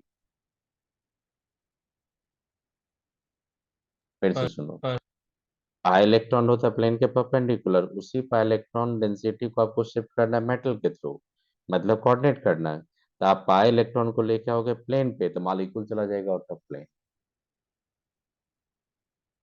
मतलब ये जो हाइड्रोजन देख रहे हैं, ये हाइड्रोजन जो देख रहे हैं इस पे, वो हाइड्रोजन आपके प्लेन पे नहीं है। एक हाइड्रोजन है आपका above the plane of paper, तो दूसरा हाइड्रोजन कहाँ पर बताइए, below the plane of paper. ये भी एक है आपका above the plane of paper, तो दूसरा कहाँ आपका below the plane of paper. अब क्या होगा, ये फील्ड होता है, इसके पास इलेक्ट्रॉन होता है, ये इसके साथ कोऑर्डिनेट करता है। अब बताइए पाई इलेक्ट्रॉन आपने बॉन्डिंग के लिए लिया कि सिग्मा इलेक्ट्रॉन आपने यूज किया बॉन्डिंग के लिए? Pi electron. That's why you are the pis bonded organometallic compound. यहाँ पे कार्बन मेटल का ही बॉन्ड है, लेकिन आप कोऑर्डिनेट कर रहे हो by using the pi electron, that's why it is for pi bonded. तो जिस साल्ट जो होता है, this is the first organometallic compound with the pi bonded. अगर कहीं पे ऑप्शन देगा तो पकड़ लेंगे पाई बॉन्डेड कौन सा है। हाँ हाँ और देखो सिमिलरली क्या होता है आपका आयरन जो होता है, ये देखना यहाँ पे ईटा मैंने क्या लिया 5, C6H C5H5 लिए। तो बताइए कौन सा लिगेंड से आप चेक करो। ट्वाइस। ये इसको कभी कभी ऐसे भी लिखा जाता है, ये एटा क्या लेते हैं हम लोग 5 CP कर देते हैं हम लोग, ट्वाइस कर देते हैं हम लोग। इसका नेमिंग करेंगे तो क्या हो जाएगा, बिस। क्या होगा बताओ? इसका नेमिंग करेंगे तो क्या हो जाएगा, बिस साइक्लोपेंटाडाइनाइल आयरन 1।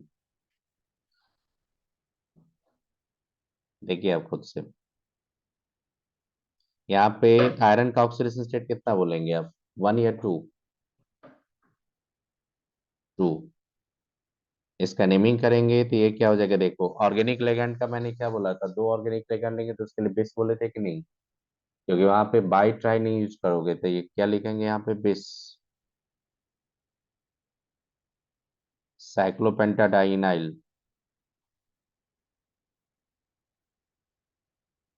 पेंटाडाइनाइल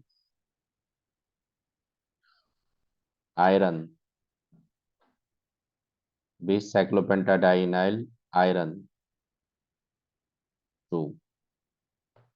ये इसका नेमिंग होता है। अब बॉन्डिंग देखो कैसा होता है। पता था यहाँ पे एक साइक्लोपेंटाडाइनाइल कितना इलेक्ट्रॉन देगा, 6 इलेक्ट्रॉन देगा, तो दो कितना देगा, 12। मतलब कितना पेयर इलेक्ट्रॉन दे रहा है ये, 6 पेयर दे रहा है। मतलब 6 पेयर इलेक्ट्रॉन सेटिस्फाइड कर रहा है 2 रिंग मिलके। और ये जो होता है ये सिंगल डेकर है। डबल डेकर भी होता है, कभी कभी 3 रिंग को रिंग के ऊपर हम लोग बनाते रहते हैं। तो यहाँ पे उतना नहीं पढ़ो, आप सीधा पढ़ो यहाँ पे डबल डेकर, ये सिंगल डेकर क्यों बोला जाता है, एक रिंग नीचे होगा, एक रिंग ऊपर होगा, बीच में सैंडविच कर देगा किसका, आयरन+2 को। और यहाँ पे बॉन्डिंग के लिए क्या ले रहा है वो, पाई इलेक्ट्रॉन या सिग्मा इलेक्ट्रॉन, पाई इलेक्ट्रॉन, तो उसको ऐसे दिखाया जाता है देखो। और दोनों रिंग जो होता है वो स्टैगर्ड फॉर्म में रहता है, मतलब रिंग का साइड जो होगा ना चाहिए अपोजिट होना चाहिए रिपल्सन के चलते। तो देखो स्टैगर्ड फॉर्म में मैं ले रहा हूँ, यहाँ पे देखना। ये फॉर्म आपका फेस के साइड होगा, आपके साइड होगा, इसीलिए मैंने ब्रॉड कर दिया इसको। और फिर दूसरा रिंग जो लूंगा देखना है वहां पे, दूसरा रिंग को मैं ट्रायंगुलर जो फेस लिए इसको मैं ब्रॉड किया, मतलब ये आपके साथ है। मतलब दोनों रिंग क्या होना चाहिए, अपोजिट साइड होना चाहिए देखो। इधर आप कौन सा चार्ज को कैसे करो, निगेटिव, इधर भी क्या करो आप, निगेटिव। अब कितना इलेक्ट्रॉन डोनर है, 6 इलेक्ट्रॉन। सेंटर पे कौन होगा, +2। इधर से भी कोऑर्डिनेट किया, इधर भी से कोऑर्डिनेट किया। बताइए सैंडविच हो गया कि नहीं, अच्छा देखो दो मेटल सेंटर के बीच में।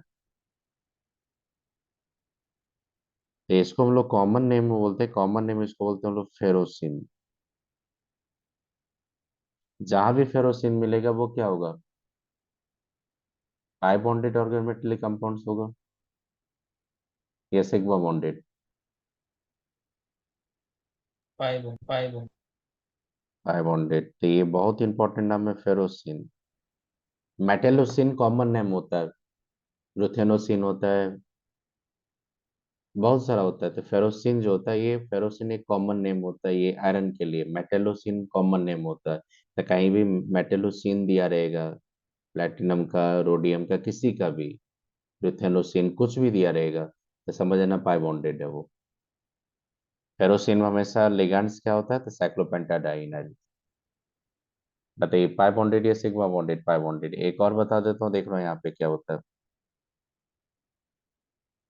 ईटा 6 लिए, C6H6 मैंने ट्वाइस लिया, क्या बोलेंगे इसको हम लोग, बिस बेंजीन क्रोमियम 0। देख लो यहाँ पे, ये भी सेम फेरोसिन की तरह होता है ये। देखना इस पे क्या होता है। ये बेंजीन होता है, बेंजीन के पास क्या होता है, डिलोकलाइज इलेक्ट्रॉन स्लॉट्स होता है। और आपको पता है कि बेंजीन के पास 6 पाई इलेक्ट्रॉन्स होता है, एक एक बेंजीन रिंग के पास। 6 पाई इलेक्ट्रॉन के साथ यहाँ पे क्रोमियम होगा, ये सैंडविच कर लेगा। 6 इलेक्ट्रॉन डोनर इधर से होगा आपका, और 6 इलेक्ट्रॉन डोनर इधर से होगा।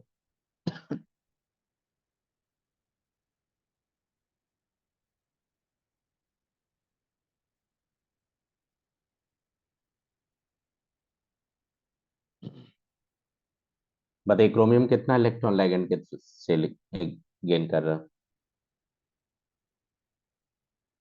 क्रोमियम का बैलेंस शेल में कितना इलेक्ट्रॉन्स होता है, 6। और दो बेंजीन से वो C6H6 से कितना इलेक्ट्रॉन ले रहा है वो, 12। 6 इलेक्ट्रॉन होता है, 12 इलेक्ट्रॉन होता है। टोटल उसके सराउंडिंग में कितना इलेक्ट्रॉन आ गया, 18 इलेक्ट्रॉन्स। वो जो इफेक्टिव एटॉमिक नंबर लेते थे ना, तो इफेक्टिव एटॉमिक नंबर में जब बैलेंस शेल का इलेक्ट्रॉन काउंट करते हैं तो 18 इलेक्ट्रॉन आता है। 4 इलेक्ट्रॉन को इंक्लूड कर लोगे तो 36 इलेक्ट्रॉन आ जाएगा। कैसे, सुनो। आयरन का बैलेंस सेल में मैंने लिया, आयरन का जब एटॉमिक नंबर होता है वो होता है 26। 26 में आप यहाँ पे कितना 12 ऐड करेंगे तो कितना हो जाएगा, देखो 26 आपने लिया, कितने, सॉरी, क्रोमियम का एटॉमिक नंबर होता है आपका 24। और 24 में जब 12 ऐड करेंगे तो वो होगा 36। देखो इफेक्टिव एटॉमिक नंबर को फॉलो किया कि नहीं, रूल को। हाँ हाँ। तो आप इफेक्टिव एटॉमिक नंबर रूल जो बोलते हैं उसको कभी कभी हम लोग 18 इलेक्ट्रॉन रूल भी बोलते हैं हम लोग। तो 18 इलेक्ट्रॉन रूल में क्या होना चाहिए कि वैलेंस शेल में कितना इलेक्ट्रॉन होना चाहिए,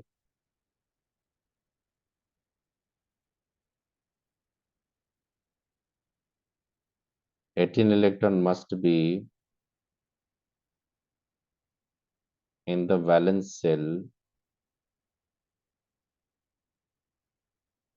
of a central metal atom in a complex।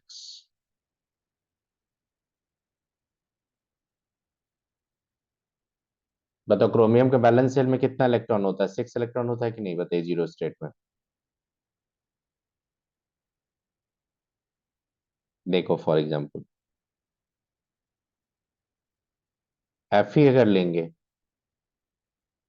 और यहाँ पे एटा 5 मैंने ये C6H सॉरी C5H5 मैंने किया 2। बताइए आयरन यहाँ पे +2 में, +2 आयरन का कितना इलेक्ट्रॉन होगा बैलेंस सेल में? 6 6। 6 होगा, गुड। और आप यहाँ पे 2 लेते हैं Cp, तो उसमें कितना इलेक्ट्रॉन आएगा आपका? 12। देखो तो टोटल कितना इलेक्ट्रॉन आ गया? 18 इलेक्ट्रॉन आ गया कि नहीं? ईएन रूल फॉलो किया, बताइए। Yes sir, yes sir. तो जितना भी ऑर्गेनोमेटेलिक कंपाउंड होता है ना, जितना भी ऑर्गेनोमेटेलिक कंपाउंड होता है, सब ईएन रूल को फॉलो करता है। इसीलिए ट्रिक होता है कि जब भी हम लोग ऑर्गेनोमेटेलिक कंपाउंड पे वर्क करते हैं ना, और ईएन रूल दिखाता है ना, तो ईएन रूल को हमेशा फॉलो करवा देते हैं वहां पे। लिख दूं मैं इस चीज को?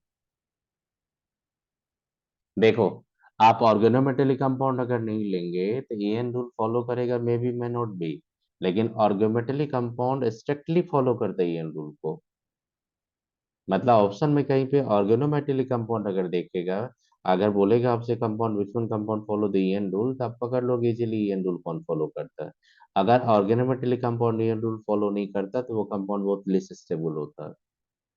इसीलिए क्या होता है कि इफेक्टिव एटॉमिक नंबर रूल जो होता है, 18 इलेक्ट्रॉन का रूल जो होता है, वो help to predict the number of metal metal bond, help to prediction, help करेगा number of metal metal bond में।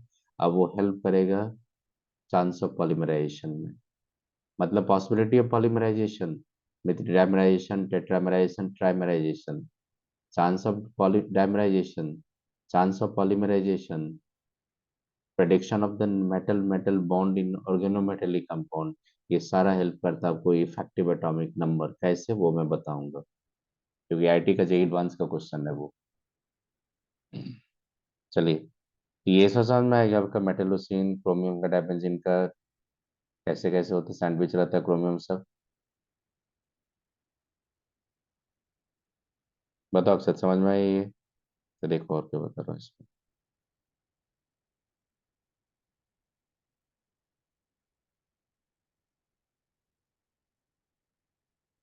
लिखो ऑर्गेनोमेटेलिक कंपाउंड्स,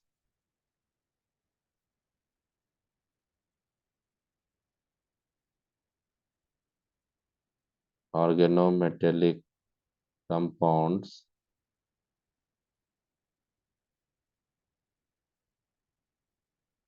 फॉलो या ओबे, क्या ओबे करता है? 18 electron rule, that is effective atomic number. 36 पकड़ के चलो या 18 पकड़ के चलो, उतना ही आएगा, कोई फर्क प्रॉब्लम नहीं होता।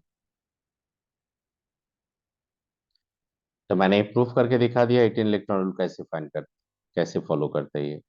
तब बताइए, सिग्मा बॉन्डेड पाई बॉन्डेड क्लियर हो गया। अब आते हैं हम लोग थर्ड जो होते हैं ऑर्गेनोमेटेलिक कंपाउंड, वो क्या आते हैं देखो। मैंने अभी बताया था ये सब क्या था आपका, सब पाई बॉन्डेड। अब थर्ड में लूंगा क्या, देखो। थर्ड में ले रहा हूँ आपको सिग्मा एंड पाई बॉन्डेड। ये मैं ऑलरेडी पढ़ा चुका हूँ आपको। सिग्मा पाई बॉन्डेड का एग्जाम्पल जो पूछा था, ये पूछता है आपका फॉर एग्जाम्पल कार्बोनाइल कंपाउंड्स।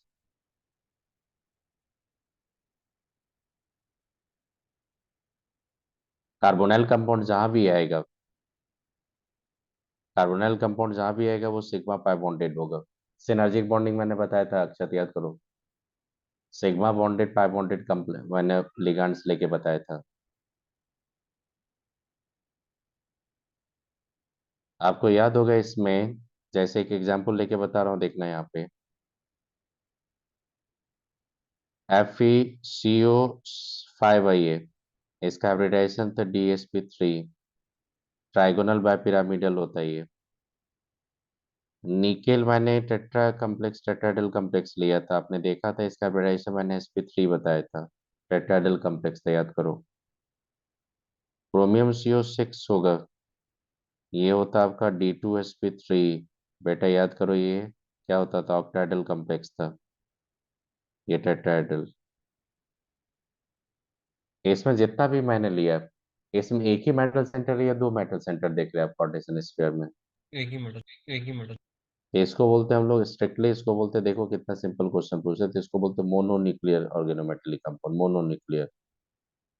इसको बोलते हैं मोनोन्यूक्लियर कार्बोनाइल कंपाउंड्स। मोनोन्यूक्लियर मतलब एक ही मेटल सेंटर है, मोनोन्यूक्लियर कार्बोनाइल। अगर पूछेगा आपसे मोनोन्यूक्लियर कौन होगा तो पता लो, पकड़ लोगे, एक ही मेटल सेंटर होना चाहिए।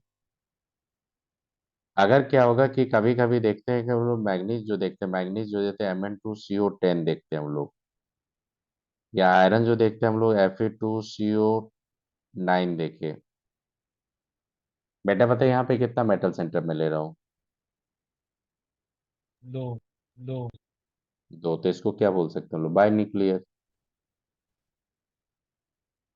अगर दो से ज्यादा होगा तो ट्राई न्यूक्लियर बोल सकते हैं कि नहीं, बताइए आप।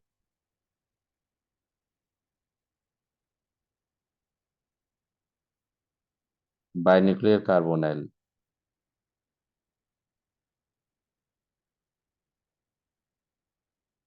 आप खुद से देखोगे, अगर आपके पास Fe3CO12 होगा, ये क्या होगा? ट्राई न्यूक्लियर बोल सकते हैं कि नहीं हम लोग?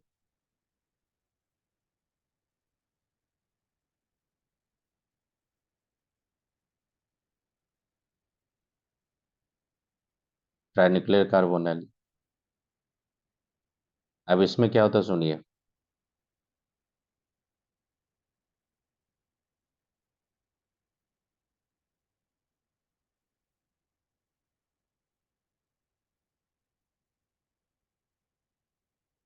अब बताइए, हाइब्रिडाइजेशन तो पता है ना आपको, हाइब्रिडाइजेशन पकड़ लोगे ना, लेकिन उसमें भी प्रॉब्लम होगा। ठीक है सर, ठीक है सर।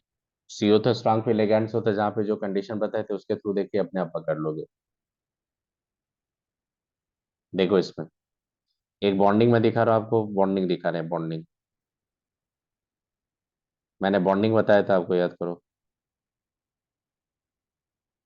देखो,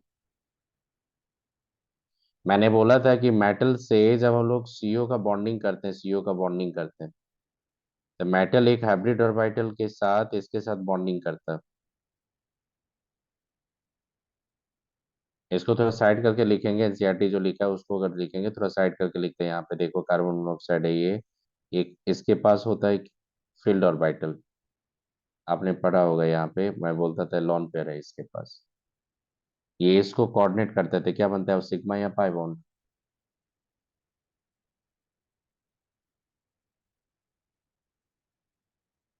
सिग्मा। साइमल्टेनियसली क्या करता है, इसके परपेंडिकुलर, इसके आपने देखा होगा, इसके परपेंडिकुलर एक होता है आपका डी ऑर्बिटल, इसके पास प्लेन के परपेंडिकुलर। और ये डी ऑर्बिटल जो होता है ये वैकेंट होता है या फील्ड। इधर था आपका, इधर लोग स्मॉलर कर दिए थे मैंने।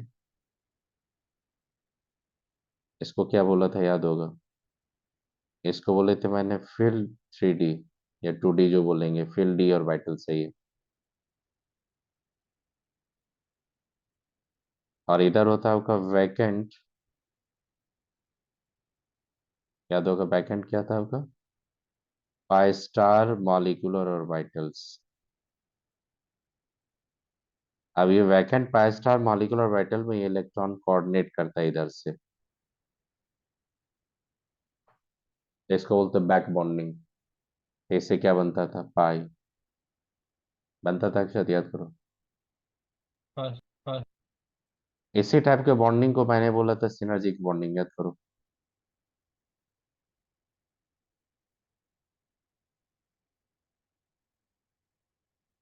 फर्स्ट क्लास जो लिए थे, आई थिंक सेकंड क्लास में जाके मैंने सारा बताया था, फर्स्ट क्लास में तो बहुत सिंपल बताया था। सेकंड क्लास जो था लेक्चर, सेकंड क्लास लेक्चर जो था, उस पर जाके देखिए आपको मिलेगा ही। पूरा डिटेल में मैंने बता देता synergic bonding.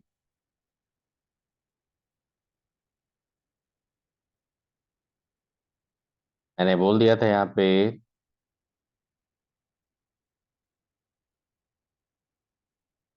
Metal to ligand होता है, लिगेंड टू मेटल होता है, तो लिगेंड टू मेटल होता है sigma bonding.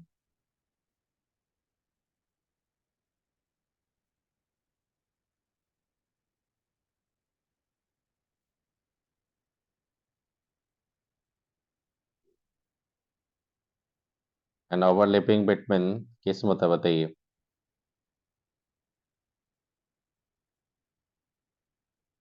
Field orbital of metal, central metal atom,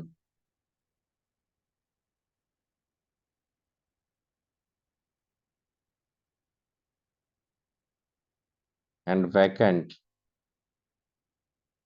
bye star molecular orbital of CO for, किसके लिए होता था। Back bonding. For metal to CO back bonding, pi back bonding. This type of bonding interaction is known as synergic bonding। बता दिया था, class note देखना, first class में मैंने सारा इंफॉर्मेशन दिया था सिनर्जिक बॉन्डिंग का। अब देखो क्या होता है। सिनर्जिक बॉन्डिंग से क्या होगा, बॉन्ड ऑर्डर आपका सीओ का क्या होता था, डिक्री। डिक्रीज होता था। आपने देखा था, मैंने बताया था कि फॉरवर्ड डोनेशन से क्या होता है कि you are increasing the accumulating the more negative charge on the metal centre. Metal centre reverse back the electron density to the pi star molecular orbital of the CO। CO के pi star में जैसे electron density मैंने बोला था push करेंगे तो उसका bond length क्या होगा, इंक्रीज हो जाएगा। बॉन्ड ऑर्डर क्या हो जाएगा, लेस देन 3 होगा, जबकि सीओ में बॉन्ड ऑर्डर कितना होता है, 3 होता है। तो आपको मैंने बताया था कि बॉन्ड लेंथ बॉन्ड ऑर्डर पे इम्पैक्ट आता है, और इससे क्या होगा, मेटल और लिगैंड के बीच का डिस्टेंस क्या हो जाएगा, स्मॉल हो जाएगा। अगर आपसे पूछेगा, देखो, अगर सीओ ऐसा करते देखना, मैंने बोला था क्रोमियम CO6 होगा आपके पास, और देखना यहाँ पे कि FeCO4 मैंने लिया यहाँ पे 2 - 3 लिया यहाँ पे MnCO5 6 लिया मैंने प्लस।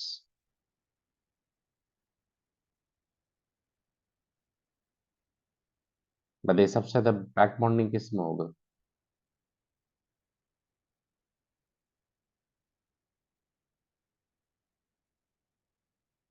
स्ट्रेंथ ऑफ मेल्टेड टू कार्बन बॉन्ड का देखेंगे। बताइए सबसे ज्यादा एक्सटेंट ऑफ बैक बॉन्डिंग किस में होगा, क्रोमियम। 2 में। उसका किस में होगा, 1 में। सबसे कम किस में होगा, 3 में। तो सबसे स्ट्रेंथ किस में होगा, मेटल टू लिगैंड का, 2 का। उसका किसका होगा, 1। उसका किसका होगा, 3। मैंने बताया था, ये जाके देखना आप लोग, स्ट्रेंथ।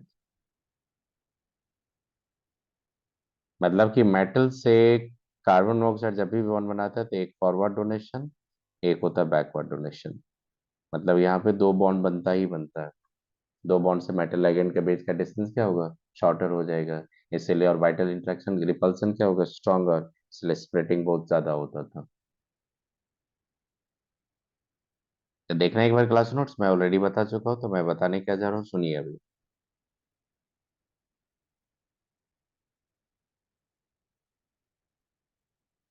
कार्बोनाइल कंपाउंड्स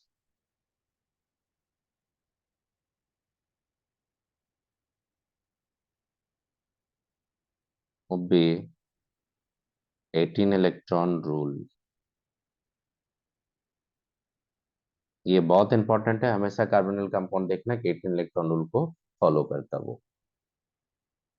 अब देखते हैं एक एग्जांपल लेके।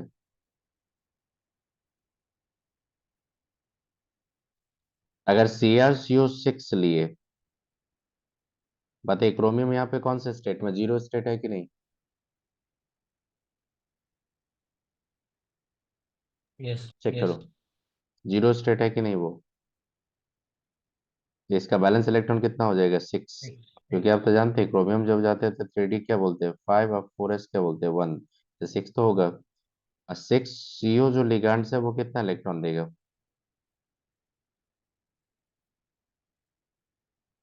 12 इलेक्ट्रॉन। तो 12 इलेक्ट्रॉन, 6 इलेक्ट्रॉन, टोटल इलेक्ट्रॉन कितना आ गया, चेक कर लो आप, 18। देखो इन रूल फॉलो किया। फिर देखो आप,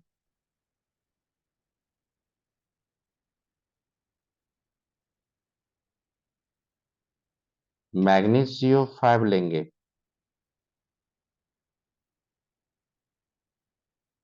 बताइए कितना होगा इफेक्टिव एटॉमिक नंबर, या ईएन रूल के थ्रू जाएंगे तो मैग्नीज यहाँ पे कौन सा स्टेट में, जीरो।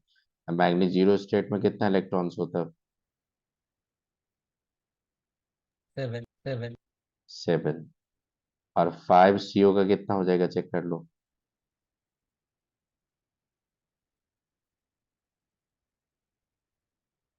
10। बताइए टोटल कितना इलेक्ट्रॉन आ गया आपका?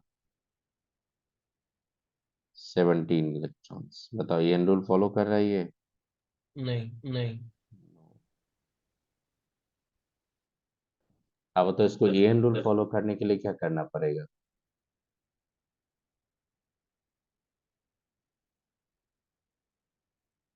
MnCO5 undergoes dimerization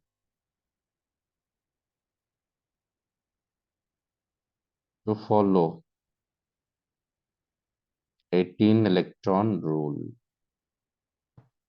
अगर आप फॉलो नहीं करें, देखो आपको स्ट्रिक्टली फॉलो करना ही पड़ेगा, अगर आप नहीं करेंगे तो आपको डायमराइज होना पड़ेगा, या तो ऑक्सीडाइज होना पड़ेगा, या रिड्यूस होना पड़ेगा आपको ईएन रूल को फॉलो करने के लिए। डायमराइज होगा, डायमराइज होगा, रिड्यूस होगा, कैसे रिड्यूस पता होगा, चलेगा? कैसे पता चलेगा? कैसे होगा बता रहे हैं, वो सब आपको देखिए। इसीलिए क्या होता है आपका कि Mn जो होता है ये CO5 जो होता है आपका ये 2 मोल ये आपका कंबाइन करके बना देगा Mn2CO10। देखो डैमराइज हो गया आपका। अब देखो कैसे ये रूल फॉलो करेगा बता रहा हूँ आपको, देखिएगा 1 मिनट रुकिए। ये एनसीईआरटी में आपका ये कंपाउंड का नेम ये दिया है, सिर्फ स्ट्रक्चर दिया है आपका CO10, ये बन गया। तो बताओ 2 मॉलिक्यूल मिलकर डैमराइज हो गया कि नहीं? ट्राइगोनल बाइपिरामिडल जो है ना, ट्राइगोनल बाइपिरामिडल यूनिट कंबाइन कर लिया। तो देखो अब क्या होगा, इससे कैसे जाएंगे देखना यहाँ पे। Mn और Mn के बीच में एक बॉन्ड होता है, और देखो इसमें क्या करेंगे आप।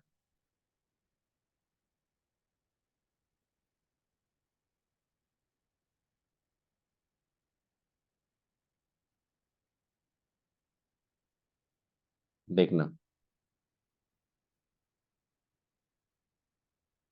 इसको ऐसे रखो, रुको 1 मिनट रुको,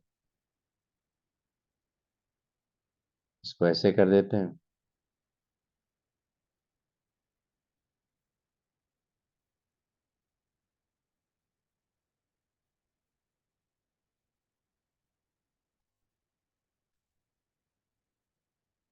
देखो अब सब पे CO दे दो आप।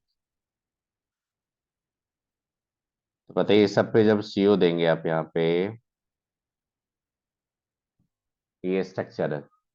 अब देखो मैं इफेक्टिव एटॉमिक नंबर को मैं फॉलो करवाऊंगा कैसे। देखो ये जो मैग्नीज लिया आपने बेटा, ये जो मैग्नीज लिए इस पे इफेक्टिव एटॉमिक नंबर कैसे फॉलो होगा बता रहा हूँ। बताओ एक मैग्नीज का ऑक्सीडेशन स्टेट क्या है, जीरो या नॉन जीरो?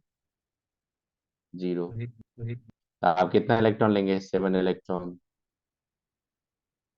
जैसे वहां लिए थे ना 7 इलेक्ट्रॉन, 7 इलेक्ट्रॉन लो। उसके सराउंडिंग में कितना CO है? 5 CO है। 5 CO कितना देगा, 10 इलेक्ट्रॉन। एक मेटल मेटल का बॉन्ड है कि नहीं, चेक करो तो मेटल मेटल का बॉन्ड है कि नहीं।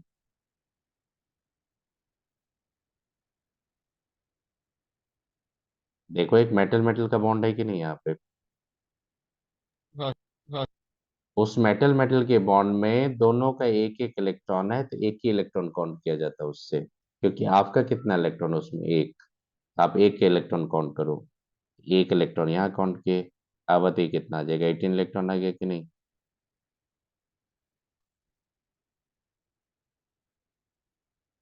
तो बट तो हम लोग बेटा अपना कहीं भी अगर हाथ काउंट कर ही हाथ लेते काउंट हैं। कर ही लेते हैं। नहीं नहीं, ये रूल जो होता है इफेक्टिव रूल जो होता है ये, जब मेटल मेटल के बीच में बॉन्ड बन जाता है वहां पे, तो वहां पे एक ही इलेक्ट्रॉन को काउंट कर किया जाता है वहां पे, क्योंकि लिगांड के थ्रू क्या था, लिगांड के थ्रू दोनों इलेक्ट्रॉन आया था यहाँ पे। जैसे मैं बोल रहा जैसे हूँ कि मैं हम बोल रहा हूँ कि टाइगर हम काउंट नहीं कर लेते ये काउंट नहीं कर वाला, लेते ये वाला, कि वो खुद का कि तो वो था खुद ही का तो पहले था ही से। पहले से। नहीं नहीं नहीं, बता रहा हूँ आपको कि आपके पास पहले कितना इलेक्ट्रॉन था, 7। हाँ। हाँ। 7 जो था उसमें से एक ऑलरेडी इंक्लूड कर चुके हैं ना, आप बताइए। देखो सुनो, बता रहा हूँ। आपके पास कितना इलेक्ट्रॉन है? 7 है। हाँ सर, हाँ सर। 7 में से ही ने एक इलेक्ट्रॉन को आप लेके बॉन्डिंग के लिए गए यहाँ पे। Yes, yes. तो उसमें से एक तो ऑलरेडी काउंट कर चुके, तो एडिशनल आप एक ही काउंट करोगे ना उसके बाद। ठीक है सर, ठीक है सर। देखो मैग्नीज जो था यहाँ, तो ये जो इलेक्ट्रॉन डोनेट किया, तो वो तो लिगैंड आपको नेट दे रहा है, तो इसलिए आप तो वहां पे दो दो करके 10 ले लिए। मतलब ये जो बॉन्ड था, इससे आपने दो दो इलेक्ट्रॉन ले लिया। वो आपका इलेक्ट्रॉन नहीं था, वो लिगैंड का इलेक्ट्रॉन था जो आपके वैलेंस शेल में आया। लेकिन यहाँ जो दो इलेक्ट्रॉन दिए आप, ये मैग्नीज ने भी एक इलेक्ट्रॉन दिया, ये मैग्नीज भी इलेक्ट्रॉन दिया, उसमें से एक आपने दिया, एक आपको मिला वहां से। मतलब कि आपको कितना इलेक्ट्रॉन आपके बैलेंस शेल में आ गया? वहां पे दो। लेकिन आप तो खुद वहां पे 1 दिए, तो 1 इलेक्ट्रॉन तो आपने इसी पार्ट में से दे दिया। तो फिर यहाँ पे दो इलेक्ट्रॉन करेंगे तो एक इलेक्ट्रॉन तो यहाँ पे लेस करना पड़ेगा आपको, जो कि आप लेस नहीं कर रहे हो। यहाँ पे 7 इलेक्ट्रॉन लिखे थे, इसका मतलब एक ही इलेक्ट्रॉन लेंगे। ठीक है आई सर, बात ठीक है समझ सर। में? तो मेटल मेटल का जो भी बॉन्ड होगा उससे जब भी हम लोग इफेक्टिव एटॉमिक रूल फाइंड करेंगे तो कितना इलेक्ट्रॉन लेंगे? 1। Done, done. याद रखेंगे। और देखो एक और बताता हूँ, देखना। VCO6 लेंगे, इसका इफेक्टिव एटॉमिक नंबर कितना होगा बताइए तो, वेनाडियम का। वेनाडियम कितना होता है? तो आपने इलेक्ट्रॉन देखा होगा वेनाडियम का क्या होता है। 3D4 में भाई। 3D वेनाडियम होता है ना, 3D vanadium, 3D4, 4s, 3D3, 4s2 लेते हैं ना हम लोग, 5 इलेक्ट्रॉन लेते हैं, याद कीजिए। CO आपका यहाँ पे 6 है। CO6 का लेंगे तो कितना इलेक्ट्रॉन होगा? 12 इलेक्ट्रॉन। बेटा बताओ कितना इलेक्ट्रॉन आ गया? 17 इलेक्ट्रॉन। ये फॉलो किया? नहीं। फिर इसको क्या होना पड़ेगा बता दो, ये भी डैमराइज कर सकता है।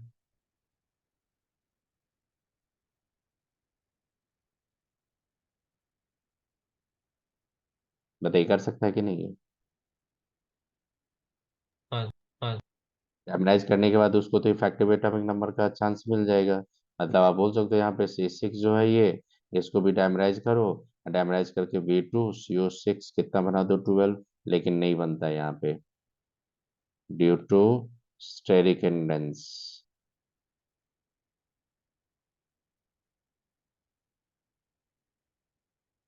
तो फिर कैसे होगा बता दो। आप डैमराइज कर नहीं सकते हो, क्योंकि डैमराइज करोगे तो आपको स्टेरिक हिंड्रेंस मिलेगा। तो फिर आप कैसे कर सकते हैं?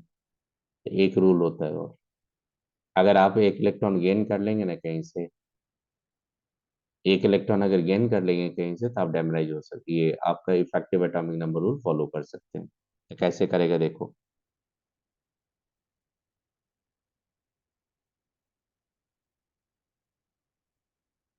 CO6 जो होता है ये एक्ट्स एज ऑक्सीडाइजिंग एजेंट या रिड्यूसिंग एजेंट की तरह वर्क करेगा बताइए।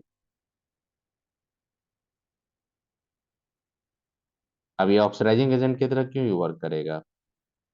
क्योंकि अगर ये VCO5 अगर लेते, 6 लिए हम लोग वेनाडियम का, अगर इसको पोटेशियम के साथ या सोडियम के साथ कंबाइन करोगे, ये रिड्यूसिंग एजेंट होता है, इलेक्ट्रॉन इसको दे दिया, तो देखो वेनाडियम क्या होगा? CO6 minus. अब खुद से देखो, अगर इसमें आप फाइंड करेंगे इफेक्टिव एटॉमिक कितना हो जाएगा? 18 आ जाएगा कि नहीं वहां पे? Yes, yes. अब बताइए आप किसके तरफ वर्क किए? आप देखते हो कभी भी लिखते थे वेनाडियम, जब CO6 लिखते हैं तो माइनस लिखे थे कि नहीं आप? हाँ, हाँ। आप समझ में आए क्यों नहीं लिखते थे? देखो क्रोमियम के केस में आपने देखा, क्रोमियम के केस में आपने देखा कि ऑलरेडी वो इफेक्टिव एटॉमिक नंबर को फॉलो कर रहा है, इसलिए वो जैसा था वैसे ही रह गया। मैग्नीज का जो पेंटा था वो नहीं कर पाया था, इसीलिए वो डैमराइज होके चला गया। अब ये था, ये भाई साहब, ये भी डैमराइज होगा लेकिन नहीं होगा, क्योंकि स्टेरिक हिंड्रेंस आएगा, क्योंकि वेनाडियम का उतना साइज ही नहीं, उतना औकात ही नहीं कि वो इतना ज्यादा कार्बोनाइल को अपने तरफ चारों तरफ रखे। इसलिए वो ऑक्सीडाइजिंग एजेंट की तरह वर्क कर लेता है। और एक बताता हूँ, देखो ये, अगर आपने MnCO6 लिए, इसका इफेक्टिव एटॉमिक नंबर देखेंगे आप, इफेक्टिव एटॉमिक नंबर फाइंड करोगे तो वो भी फाइंड कर सकते हो। मैग्नीज कितना होता है बताइए बेटा।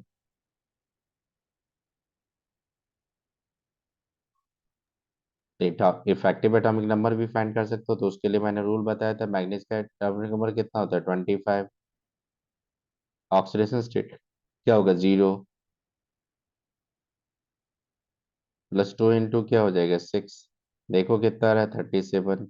फॉलो कर रही है effective atomic number. No. 18 electron rule में जाइए तो देखिए आपको 19 इलेक्ट्रॉन मिलेगा।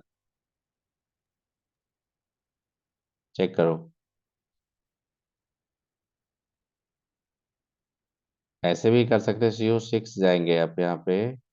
आप मैग्नीज का लेंगे तो मैग्नीज कितना इलेक्ट्रॉन होता है बैलेंस सेल में बताइए। 7 7 मैग्नीज में कितना होता है बैलेंस इलेक्ट्रॉन। 7 7 इसका वैलेंस शेल में होता है आपका 7 इलेक्ट्रॉन। और ये 6 CO कितना देगा आपका 12 इलेक्ट्रॉन। टोटल कितना इलेक्ट्रॉन हो गया 19 इलेक्ट्रॉन। अब तो 19 से 18 होने के लिए क्या करना पड़ेगा, इलेक्ट्रॉन लॉस या गेन। लॉस लॉस इसीलिए किसके तरफ वर्क करता है ये, रिड्यूसिंग रिड्यूसिंग एजेंट। अगर कोई भी कार्बोनाइल ऑक्सीडाइजिंग रिड्यूसिंग अगर बोलेगा तो पकड़ लोगे आप लोग।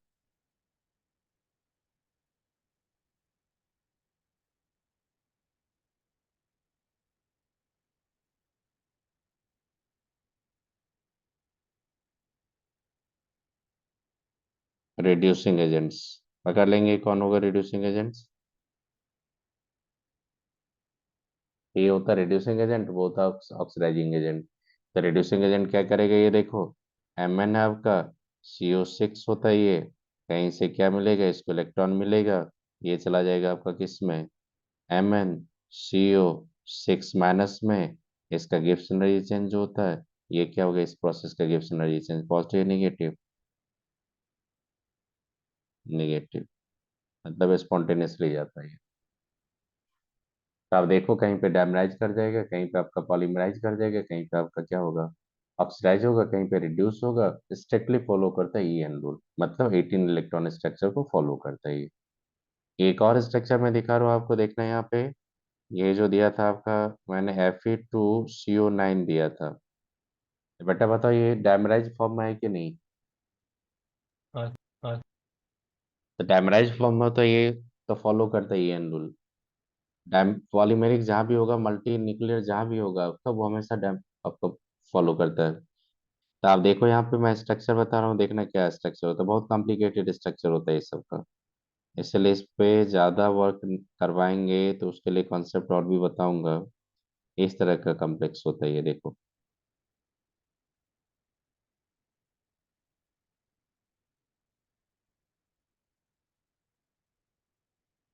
मेटल मेटल के बीच में भी बॉन्ड होता है।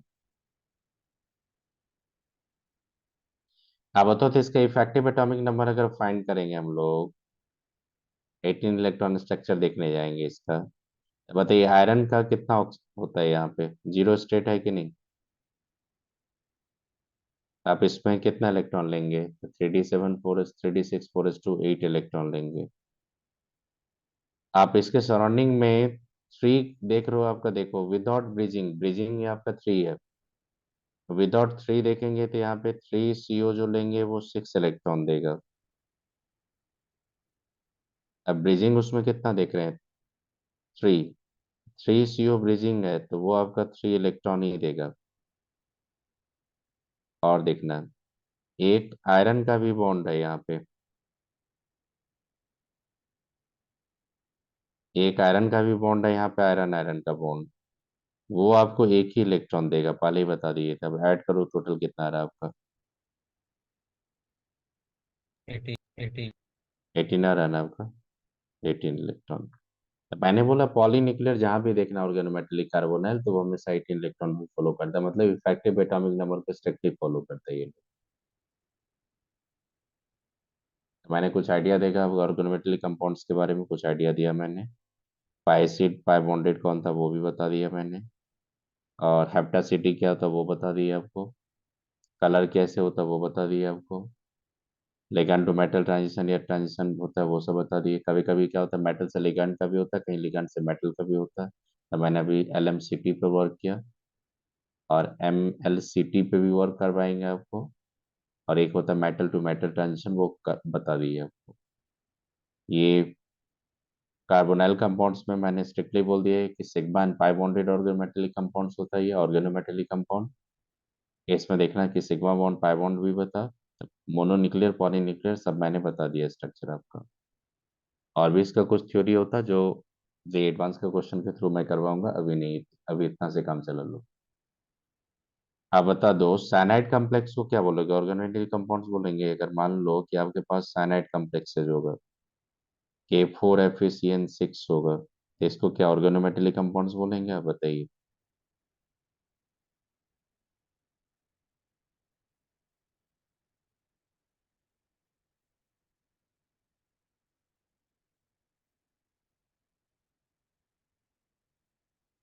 नहीं है ये।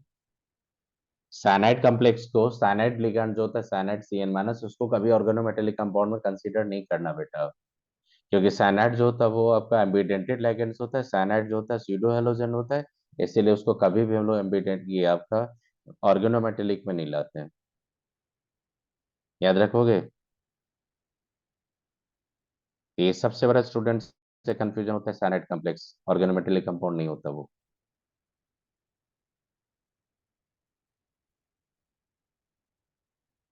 Cyanide complexes are not organometallic compounds.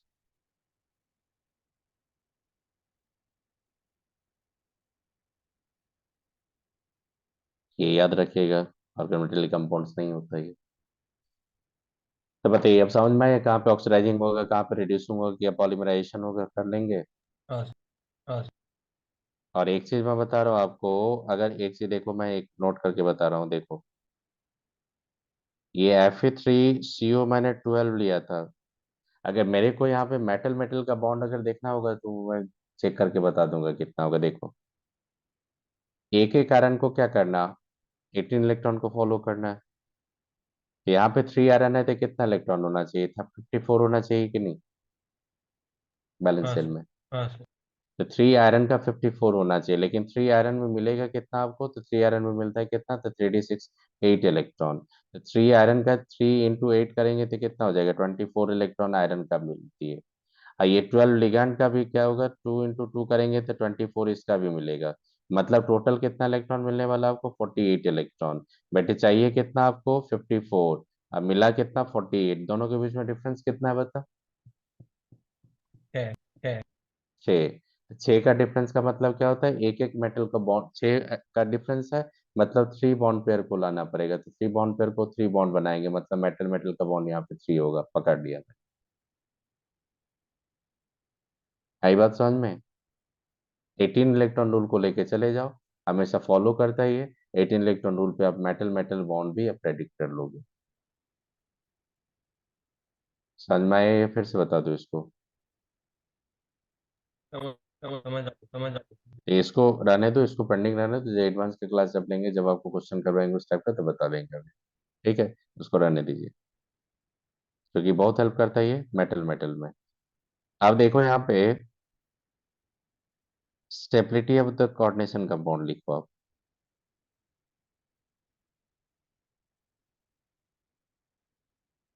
हो गया, लास्ट है stability of coordination compounds.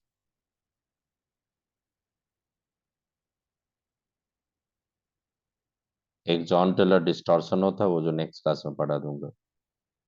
DNA block में एंट्री कर जाएंगे नेक्स्ट क्लास से। और स्टेबिलिटी एक ऐसा टॉपिक होता है ना अक्सर, जहाँ पे स्टेबिलिटी से क्वेश्चन बहुत कम पूछता है, क्योंकि स्टेबिलिटी पे क्वेश्चन बनाना बहुत टफ होता है। अगर मैं आपको दे दूंगा कि स्टेबिलिटी कंपेयर करना, तो आपके लिए सबसे हरकुलिन टास्क होगा, बहुत टफ टास्क होगा। इसलिए बहुत क्लियर कट क्वेश्चन आता है स्टेबिलिटी पे। स्टेबिलिटी पे सबसे कम क्वेश्चन मिलेगा, चाहे जेई मेन में जाओ, चाहे नीट में जाओ, चाहे जेई एडवांस में जाओ। स्टेबिलिटी पे बहुत रेयर मिले, जेई नीट में तो कभी क्वेश्चन ही नहीं पूछा है स्टेबिलिटी पे। जेई मेन में रिसेंट ईयर में थोड़ा क्वेश्चन पूछ चुका है। जेई एडवांस में अभी तक एक ही क्वेश्चन आया है स्टेबिलिटी से, एक ही क्वेश्चन स्टेबिलिटी से आया है। स्टेबिलिटी को पकड़ना बहुत टफ होता है। तो कुछ को रिलेट करके बता देंगे, उसी पे बात रखना कि कैसे कैसे स्टेबिलिटी होता है। आप बताइए, ज्यादा सीएफएससी होगा तो ज्यादा स्टेबल होगा कि नहीं? कम्प्लेक्स बताओ अक्षता। हाँ हाँ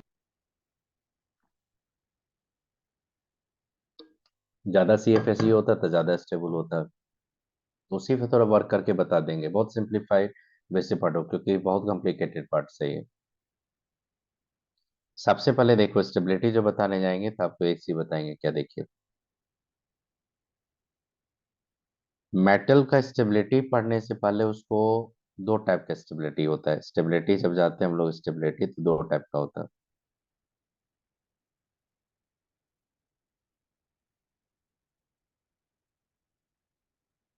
एक होता है thermo dynamic stability.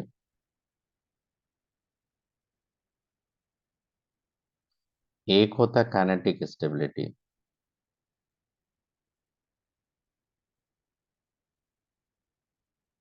Kinetic stability demand होता है एक्टिवेशन एनर्जी के बेस पे होता है। और रियल जो स्टेबिलिटी पढ़ते हो वो थर्मोडायनामिक स्टेबिलिटी है पढ़ते हो, काइनेटिक नहीं। काइनेटिक में स्टेबिलिटी को दो टाइप से पढ़ा जाता है। एक होता है इनर्ट, एक होता है लेबाइल। तो थोड़ा एनसीईआरटी में दोनों के बारे में डिस्कस किया है, तो मतलब एक टर्म लिख दिया यहाँ पे, तो लेबाइल इनर्ट का मैं बताऊंगा क्या होता है। कोई कोई कम्प्लेक्स होता है लेबाइल, कोई कम्प्लेक्स होता है इनर्ट। इनर्ट लेबाइल किससे रिलेटेड होता है? रिएक्शन से रिलेटेड होता है, बताऊंगा वो। मेन स्टेबिलिटी हम लोग को कंटिन्यू करना है, थर्मोडायनेमिक स्टेबिलिटी, इसको कंटिन्यू कर रहे हैं अभी।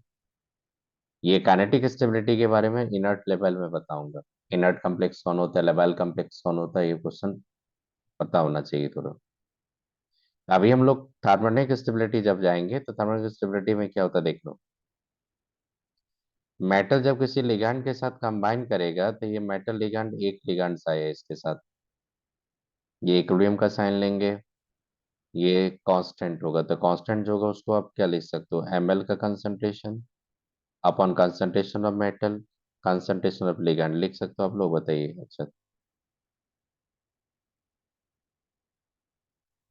अब क्या होगा कि कोऑर्डिनेशन स्पेयर में दूसरा लिगैंड आपका आने लगा, ये आपका Ml2 हो जाएगा। इसको बोलते हैं K2, तो ये K2 में क्या हो जाएगा आपका Ml2 upon Ml into L. बेटा बताओ, ऐसे करके आपका क्या हो जाएगा कि एम टेट्राहेड्रल कॉम्प्लेक्स या फोर लिगैंड के साथ मैं बता रहा हूँ, और रिमेनिंग के साथ आपको बताऊंगा नेक्स्ट क्लास में। भी देखो, टू लिए इस पे एक और लिगैंड जाएगा आपका, ये क्या हो जाएगा Ml3, इसको बोलेंगे K3। फिर फोर लेंगे, इसमें देखो कि थ्री लिगैंड्स आ गया था, एक फोर्थ लिगैंड्स आएगा, ये हो जाएगा आपका Ml4, ये बेटा हो जाएगा आपका K4। अब बताइए ओवरऑल क्या हो जाएगा।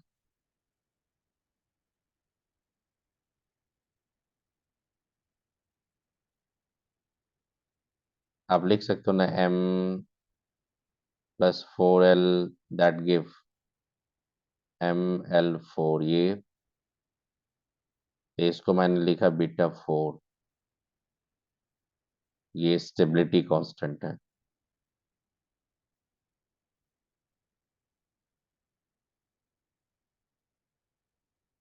Here K1 लिखा मैंने, K2 लिखा, यहाँ पे K3 लिखा, एंड K4 जो लिखा वो क्या हो जाएगा।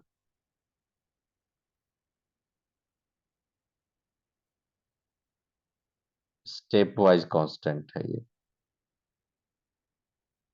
अब बताओ, तो step wise constant stability constant से कैसे रिलेटेड होगा? तो बीटा 4 इक्वल टू, जैसे ऑक्टाइडल कॉम्प्लेक्स में बीटा 6 आ जाएगा, 5 कोऑर्डिनेशन नंबर पे वर्क करेंगे तो बीटा 5 आ जाएगा, तो बीटा जो टर्म होता है वो स्टेबिलिटी कांस्टेंट के लिए होता है। अब बताइए, step wise constant stability constant कैसा रिलेशन होगा? अब बीटा 4 इक्वल टू बोल सकते हो K1 into K2 into K3 into K4 बोल सकते हैं हम लोग। देखो, आप खुद से सोचो, इक्विलिब्रियम अगर ज्यादा फेवर करेगा, ये बीटा का अगर बीटा फोर का वैल्यू ज्यादा होगा तो इक्विलिब्रियम ज्यादा फेवर करेगा प्रोडक्ट साइड में, तो कॉम्प्लेक्स क्या होगा, स्टेबल या अनस्टेबल? Stable stable. स्टेबल होगा। तो स्टेबिलिटी कांस्टेंट को हम लोग कभी कभी फॉर्मेशन कांस्टेंट भी बोल देते हैं, क्या बोल देते हैं उसको? फॉर्मेशन कांस्टेंट भी बोल देते हैं हम लोग कभी कभी। स्टेबिलिटी कांस्टेंट को कभी कभी फॉर्मेशन कांस्टेंट भी बोल देते हैं हम लोग।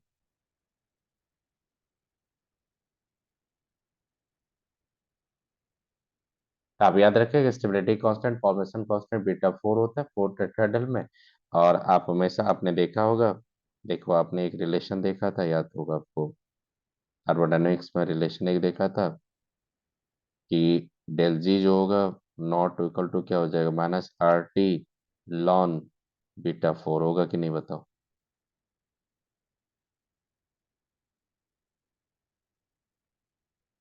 बीटा फोर का वैल्यू अगर मोर देन वन होगा तो डेल जी नॉट का वैल्यू क्या होगा, लेस देन वन होगा, जीरो होगा कि नहीं?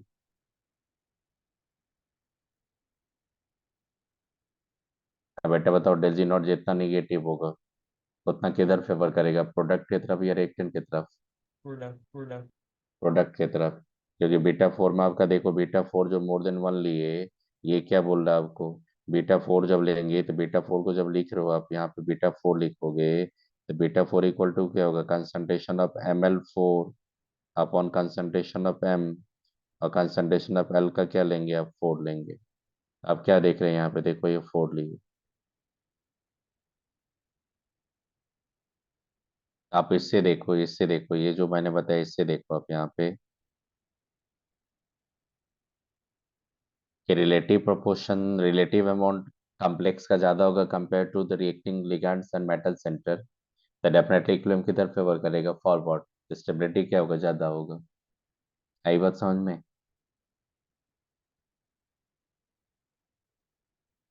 अब देखो इसी से अक्सर एक क्वेश्चन क्या बनाएंगे, देखना।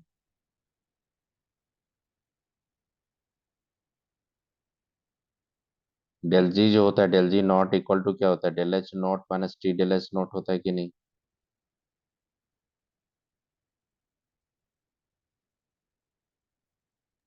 हाँ हाँ।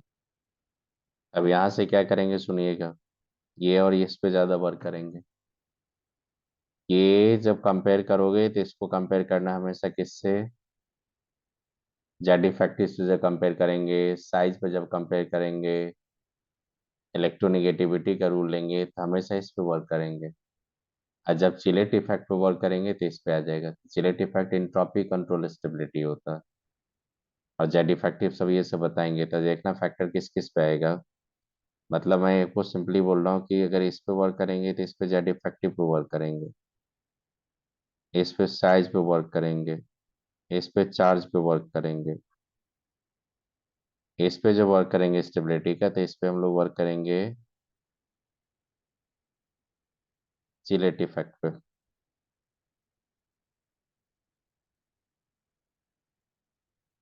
चिलेट इफेक्ट क्या होता है सब बताएंगे। और इस पे क्या होगा, सी एफ एस सी पे भी वर्क करेंगे हम लोग। तो बताइए, जेड इफेक्टिव साइज चार्ज पे अगर स्टेबिलिटी देखेंगे तो वो कौन सा, किधर का पार्ट को कंट्रोल कर रहा है, इंथैल्पी या इंट्रोपी पार्ट से?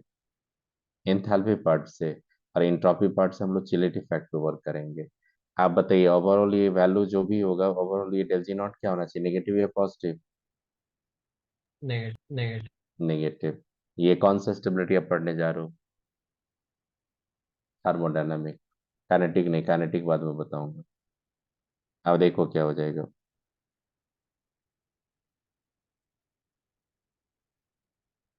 फैक्टर्स लिख रहा हूँ, कौन कौन से फैक्टर पे होता है ये।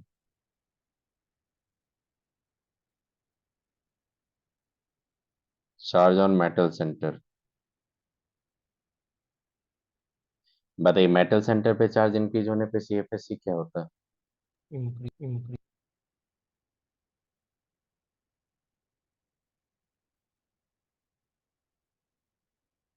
देखो एक फॉर एग्जांपल, आपके पास एफ ई है, सी एफ ई लिए, देखो यहाँ पे के फोर एफ ई CN-6 लिया, K3Fe CN-6 लिया। बताइए आयरन को लिगांड एक ही है, मेटल सेंटर एक ही है, ऑक्सीडेशन स्टेट डिफर कर रहा है। ये आपका 2, ये आपका 3। बताइए डेल नॉट किसका ज्यादा होगा बेटा? Two greater than one. 2 > 1। Stability किसका ज्यादा होगा? 2 > 1। यहाँ पे मैंने किस पे कंपेयर किया? OS oxidation oxidation charge. Oxidation state, तो जितना ऑक्सीडेशन उतना CFSC उतना ज्यादा, तो मतलब लिटरली आप देखिएगा इस फैक्टर पे आपका यही मेन डोमिनेंट है। मतलब ये सब जितना भी फैक्टर है वो इनडायरेक्टली किसको रिप्रेजेंट कर रहा है? CFSC को। तो देखिए, तो इससे पता चला आपका कि metal centre for a given metal centre ligands, मैं बोल रहा हूँ आपको कि for a given central metal atom and ligand, ligand भी फिक्स होना चाहिए, सेंट्रल मेटल एटम भी फिक्स होना चाहिए। तो ऑक्सीडेशन स्टेट अगर इंक्रीज होगा तो बताइए क्या होगा? स्टेबिलिटी इंक्रीज होगा कि डिक्रीज होगा? इंक्रीज होगा। कर लोगे? और देखो मैं सेकंड क्या बता रहा हूँ, जेड इफेक्टिव अगर इंक्रीज होगा तो डेल नॉट का वैल्यू इंक्रीज होगा, तो स्टेबिलिटी क्या हो जाएगा बताइए?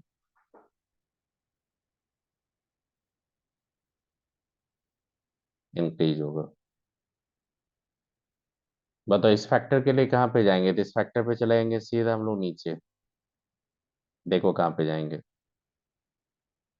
कोबाल्ट का मैंने लिया था कॉम्प्लेक्स, NH3 6 3+।